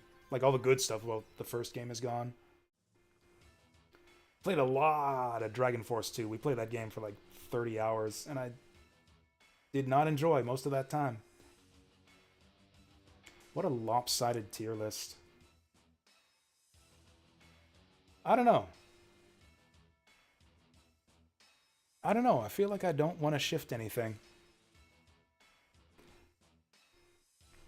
Elden Ring wasn't as strong. As strong as what? The DLC? Not the DLC. Yeah, Elden Ring base game is SS tier. The DLC was a big step down. DLC was good. Mostly. Mostly? I don't know. It was actually mostly okay. But the few bright spots, the bosses, were extremely good. The boss fights carried that DLC for me. I'm having second thoughts looking at this first draft now. It's like, I don't know, it's because it fits the bell curve. It's like I'm a slave to the bell curve. Fuck it, we'll be different. We'll be interesting. Fuck the bell curve.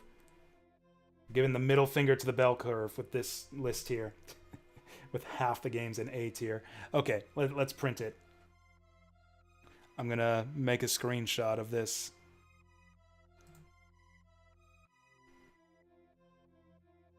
There we go. Download screenshot. I'll post this to the Discord and Twitter afterwards.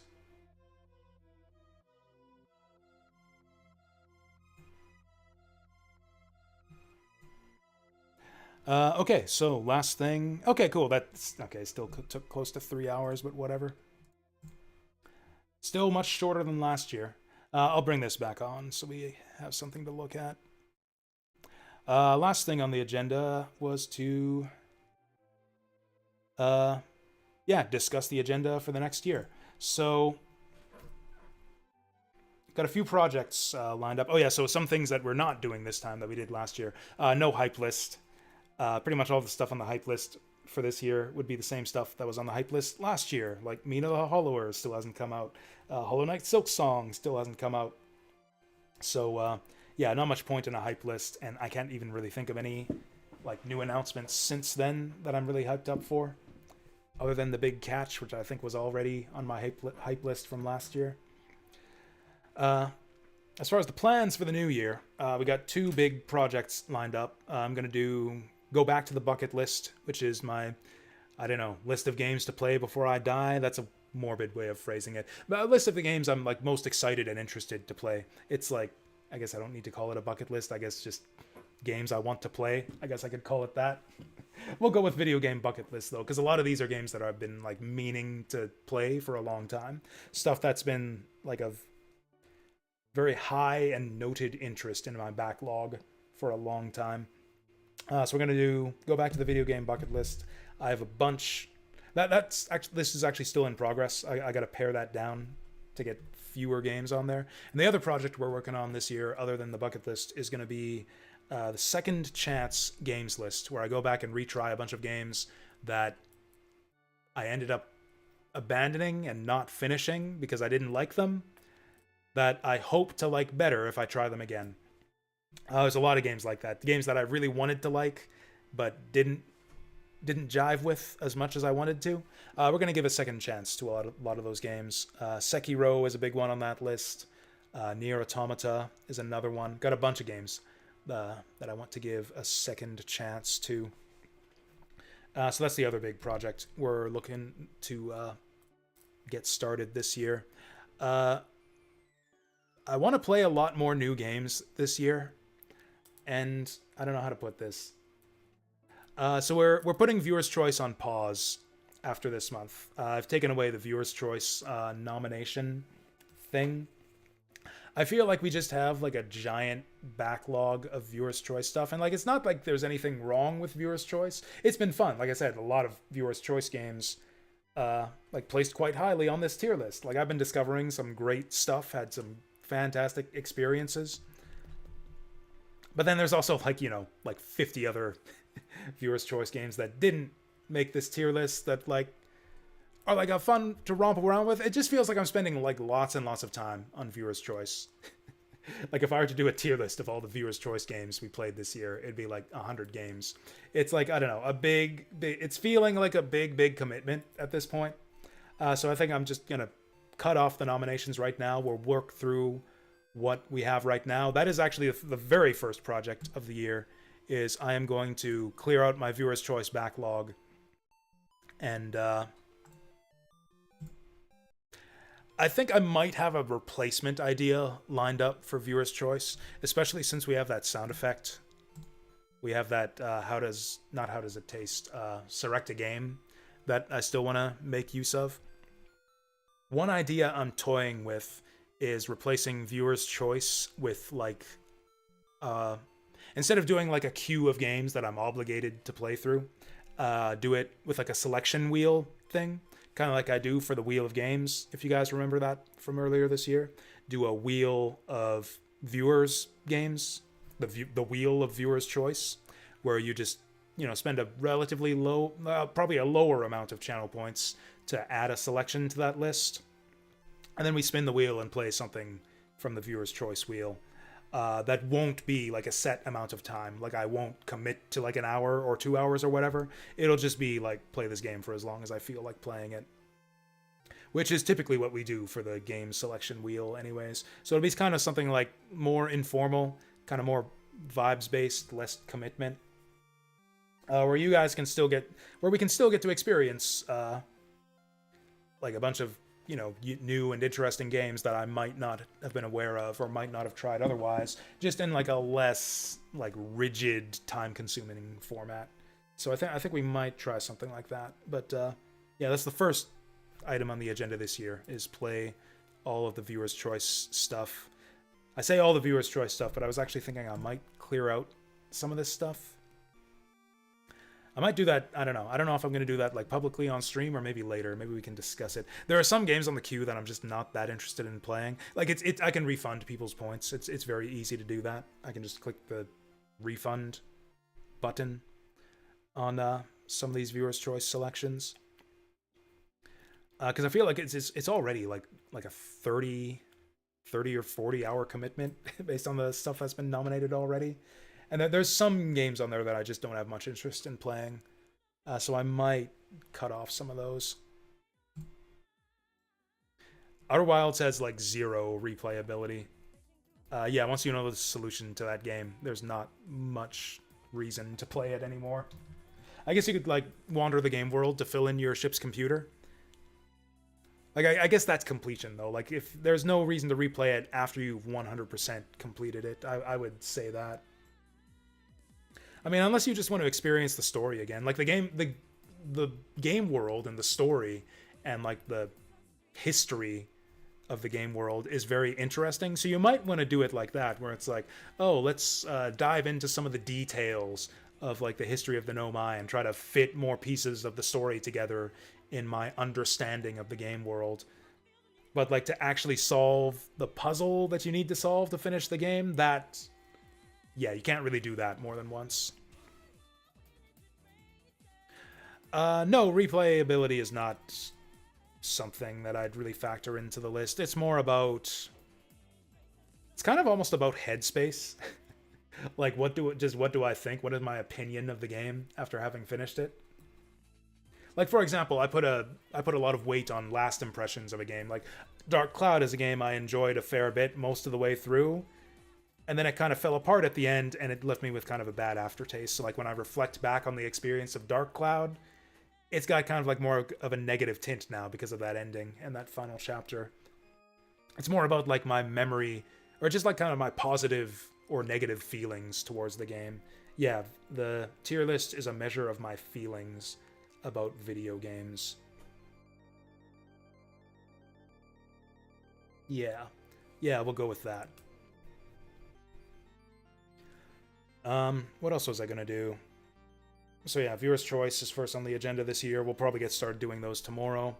Then we'll move on to bucket list. And oh yeah, I was gonna do another fun thing that'll also make this tier list take longer, but whatever. I'm gonna try not to talk too much about these, but I did say that I was gonna do my top 10 films of the year. I've actually decided to do the top 5 because I've gotten back into movie watching lately. I'm not a big film buff or anything, so I'm not going to have much to say about these films. I just thought this would be a nice bonus. This is another thing I've been spending a lot of time on this year, is watching movies. I've watched like, I don't know, 30, 40 different movies. 30 or 40 new movies, and then watching a lot of my old favorite classics. Same rules as the tier list, actually. These are all movies that were new to me, movies that I haven't seen before. I could have done top 10. I guess I only have images prepared for the top 5, so here we go. Number 5 is David Cronenberg's The Fly. I these are all great movies. I've mostly watched. It's almost like my film bucket list was kind of the project for this year. A lot of movies, like classic films, I've missed or never got to experience for one reason or another. And yeah, The Fly is pretty great. Yeah, this is the one from the 80s with Jeff Goldblum. It's a fantastic piece of body horror, kind of reminiscent of like Franz Kafka's The Metamorphosis, where he's like going through this hideous transformation and like becoming this monster. It's almost like it's almost as much like psychological horror as it is body horror, and like has like just like an emotional gut punch of an ending. Honestly, the whole experience is like really emotionally wrenching because it's kind of story's kind of told from the perspective of this other woman who's close to Jeff Goldblum's character and kind of like watching him go through this hideous series of transformations. And yet there's also this like aspect of like morbid fascination about what's happening to him. It's like, oh wow, what's gonna happen next to this guy?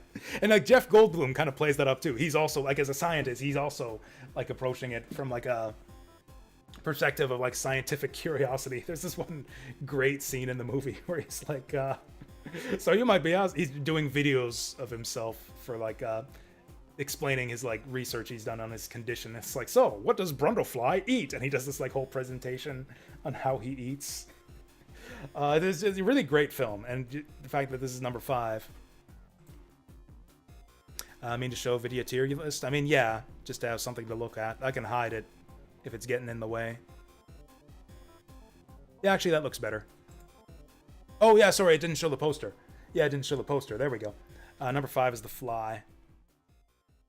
Number 4, we've got Mad Max 2. What's this one called again? The Road Warrior. Yeah, Mad Max 2, The Road Warrior. I was actually shocked at how good this movie is. There's like a lot of aspects of it are pretty much the same as Fury Road. Like a lot of the setup where it's like, protecting the town, guarding this convoy. Like a lot of the setup, a lot of the story beats this movie goes through is kind of the same as Mad Max Fury Road. But it was surprising to me, like just how well shot, how well acted, how well directed everything was. Like it's an absolutely just a riveting film with some of like the best action scenes I have ever seen in a film. Like it's kind of amazing to me that they made something like this good, that the chase scenes and action scenes could be this good from something in the 80s. It's like actually still one of the, honestly, I think it's outdone by Fury Road, like as good as it is. And like I said, Fury Road hits a lot of the same story beats, does a lot of the same shots, a lot of the same types of action scenes. I think Fury Road actually kind of outdoes it. And in addition to all that, has kind of a better story too, I think. But this one's still fucking great. Mad Max 2 is still fucking great. If I had seen this as a kid, it would probably be like one of my favorite movies of all time. Like a nostalgic favorite up there with like Star Wars, which was one of my favorite films as a kid. Yeah, I think I would have loved this if I had seen it like growing up in the 90s. Number 3, we've got Metropolis, which is actually an Osamu Tezuka film. I don't know if it's based on like a manga he did or if it was like just a movie that he made. It's tough to describe. This is a very cerebral kind of film that's also emotional. It like hits a lot of the kind of usual notes of like AI and robotics and free will and morality with kind of a really bleak ending that kind of like a very haunting, bleak gut punch of an ending that kind of like elevated the whole film for me. I wasn't sure if I liked this one that much as I was watching it. I found it like a bit disjointed and confusing in places at the same time that the story was a bit cliched, but like it builds up to such a fantastic finale. I actually really want to rewatch this and kind of reevaluate it now that I kind of know what the film is building towards. And like it just deals with a lot of kind of interesting traditional sci-fi ideas. I forgot to click the button too. There's Metropolis. There is Osamu Tezuka's Metropolis. This game came out, I think, this movie came out, I think, when I was in high school too. Don't spoil it. I won't. Did I? I don't know. Does it? It has a good ending. Like I'm not even meaning to like. It's there's a few specific details. There's like a I'm not even talking about. Yeah, I think this is from like the early 2000s. Yeah, I think this is from the early 2000s, like 2001 or something. There's like a few specific details about the ending that were particularly resonant with me. Anyways, yeah, I won't go into it too much more. Number 2 is The Godfather. I put both Godfather 1 and 2. They share this spot. I don't think there's anything too interesting I can say about these movies. They're as good as everyone says. They're rightly regarded as some of the best films of all time for very good reasons. It's a very, very compelling, kind of heartbreaking drama with a lot of fantastic scenes. Honestly, almost every scene in both these movies is absolutely fantastic. Movies based on a manga. Okay. I actually do have the original German Metropolis. It is a silent film, yeah, from the 20s. I have that one queued up also. I'll watch it someday. Michael Corleone's like kind of character arc was kind of what made these movies for me. Like, sure, it's got all like kind of generic good film stuff going on that all the film buffs will tell you about. But like I felt like Michael Corleone's like personal journey had a lot of, I don't know, was particularly like resonant for me. So yeah, that's in particular is why I thought these movies had like a particular kind of significance to me, other than being just kind of, generic good films that do all of the good film things you expect of having great writing, great scenes, great direction. Surprised I hadn't seen The Godfather. I mean, they're really long. Both of the films are really long, so. My number 1 film of the year, it's actually another David Cronenberg film, was Videodrome. I feel like it's impossible to talk about this film without spoiling it, so I'm just gonna tell y'all to go watch Videodrome, or maybe don't. I don't know. It's kind of weird. Maybe you won't like it. It's like, what do I say about Videodrome? It's, again, kind of got a lot of like high concepts that it deals with, but in kind of like a simplistic way. I guess the basic idea, the tagline for the film that you'll see in the trailers, it's like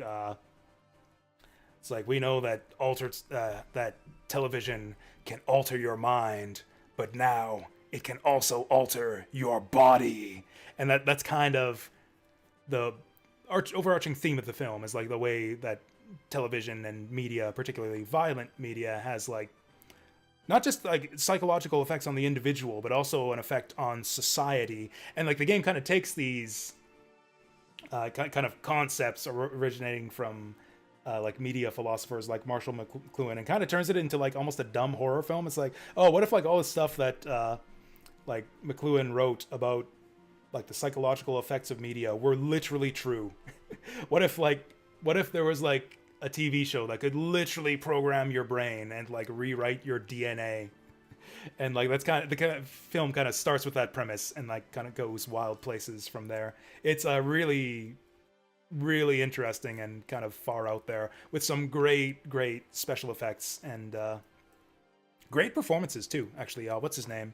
Is it James Woods? Is really good. I liked his character a lot in this movie. And again, yeah, like a fantastic ending. Like the ending again kind of makes this film for me. It's actually probably one of my favorite endings in any film. Definitely worth a rewatch. I want to go back and rewatch this one, but yeah, anyways, I said I'd do that, so here it is, my top 5 films of the year. And that's it. So yeah, we came in at just over 3 hours, although we had like the 15-minute pre-stream, so I guess just under 3 hours. Oh yeah, here's something we can do. So I'm going to go on a break now. And actually, I see here I do actually have a music list. I do actually have, I forgot about this, a list set up of my favorite soundtracks of the year. And we'll just do that over the break, actually. I will just play you guys some of my choice cuts for best video game soundtracks of 2024 while I go to the bathroom and decide what game to play, because I actually don't have a plan for what to stream for the rest of the day. But anyways, yeah, here's some of my favorite game soundtracks of the year, and you guys can listen to that while I take a break.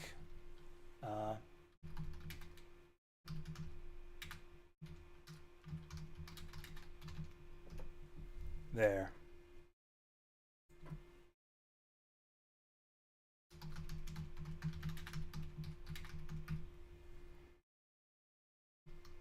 Actually, let's reverse that.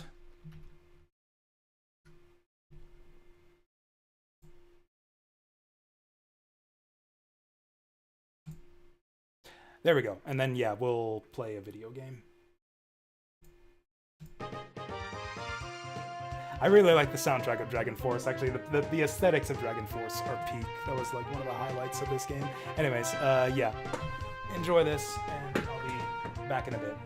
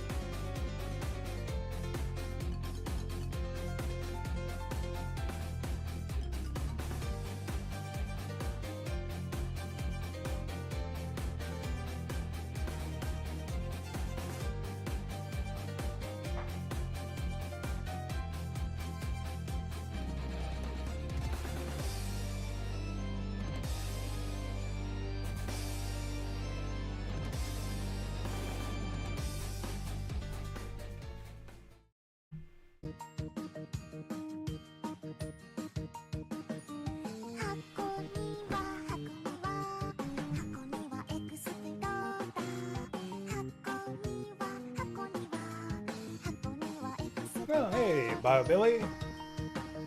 Welcome here. Oh, yeah, so, yeah, we're done the lists. Yeah, we're just, yeah, coming to the end of the year-end roundup. Decided to play some of my favorite game soundtracks for the, for break music here. Oh, yeah, so some of the games you saw here, you might have noticed, are ones that weren't on the tier list. Yeah, so, to be on the best soundtracks list, a game, obviously, I don't need to play the full game to know that a game has awesome music. So some games that we didn't play a whole lot of, were still eligible for best soundtrack.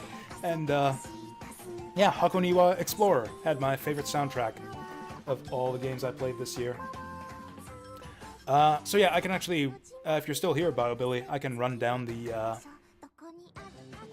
best everything of the year. I'll also put up the full list on Twitter. Actually, we can just show the tier list. The tier list captures everything. Let's close that and open this. There we go. There we go. So that's the tier list. Yeah, the top 10 were from 1 to 10, Outer Wilds, Tales of Phantasia, Kena Bridge of Spirits, Bulk Slash, Zelda Breath of the Wild, The Big Catch Tackle Box, Penny's Big Breakaway, Mega Man X8 D-Make, Sakura Wars, and Visions of Mana. And then I ranked all the other games we played too. There it is, the final tier list. Oh yeah, what was the other game? Oh yeah, Snake Rattle, oh yeah, you know what? The reason Snake Rattle and Roll wasn't on this list was because I played it before. I played that game when I was a kid. Yeah, that's why Snake Rattle and Roll didn't make the tier list, because it wasn't new. That's why Snake Rattle and Roll's not on here. Oh yeah, I guess just to close things off, I can list some of the other stuff. So I was going to do top 10 films, but I only did top 5, because I didn't want to spend that much time talking about films. But just to list the others, my 6 through 10 for top films were starting from 6 going down to 10. Return of the Living Dead, Total Recall, The Thing, Invasion of the Body Snatchers, and Planet of the Apes were my films number 6 through 10 of the year. I was also going to do best intros, because we had a lot of games with really good intros this year. That list was going to be Tales of Phantasia, Sakura Wars, Community Palm, Dragon Force 2, and Visions of Mana. Were there any other lists that I didn't have time to go over? I think that about covers it. I think that's pretty much everything. Oh yeah, and the other contenders, the honorable mentions for the top 10. I mean, I guess you can see them on the tier list here, but yeah, I have it on my spreadsheet. Poppin' Twinbee, Rainbow Bell Adventures, Shadow of the Ninja Reborn. I actually did have Shadow Tower Abyss on the short list. Yeah, that's weird that I put that in B tier on the rough draft. Disruptor. Then I had Community Palm on here, but I, yeah, decided to put that a lot lower. Anyways, we're gonna move on now. In fact, I'm gonna turn the stream off and turn it back on. We're gonna, like, cut it here, just so that I have, like, a nice, just single upload on YouTube. There will be one video on the YouTube VOD. That's just the year-end top 10 list and tier list. So yeah, we're going to end the stream here, just to cut off the YouTube VOD, and then we'll come back online right away with something. I think we're going to play Tomb Raider. I think we're actually going to play Tomb Raider 2. I don't know. Maybe we'll discuss it. I'll come back online and we'll discuss what I might play next. But I'm thinking I might do Tomb Raider 2, because that's one that's on my bucket list. We might just start the bucket list right now with Tomb Raider or something else that's on the bucket list. I'll be back in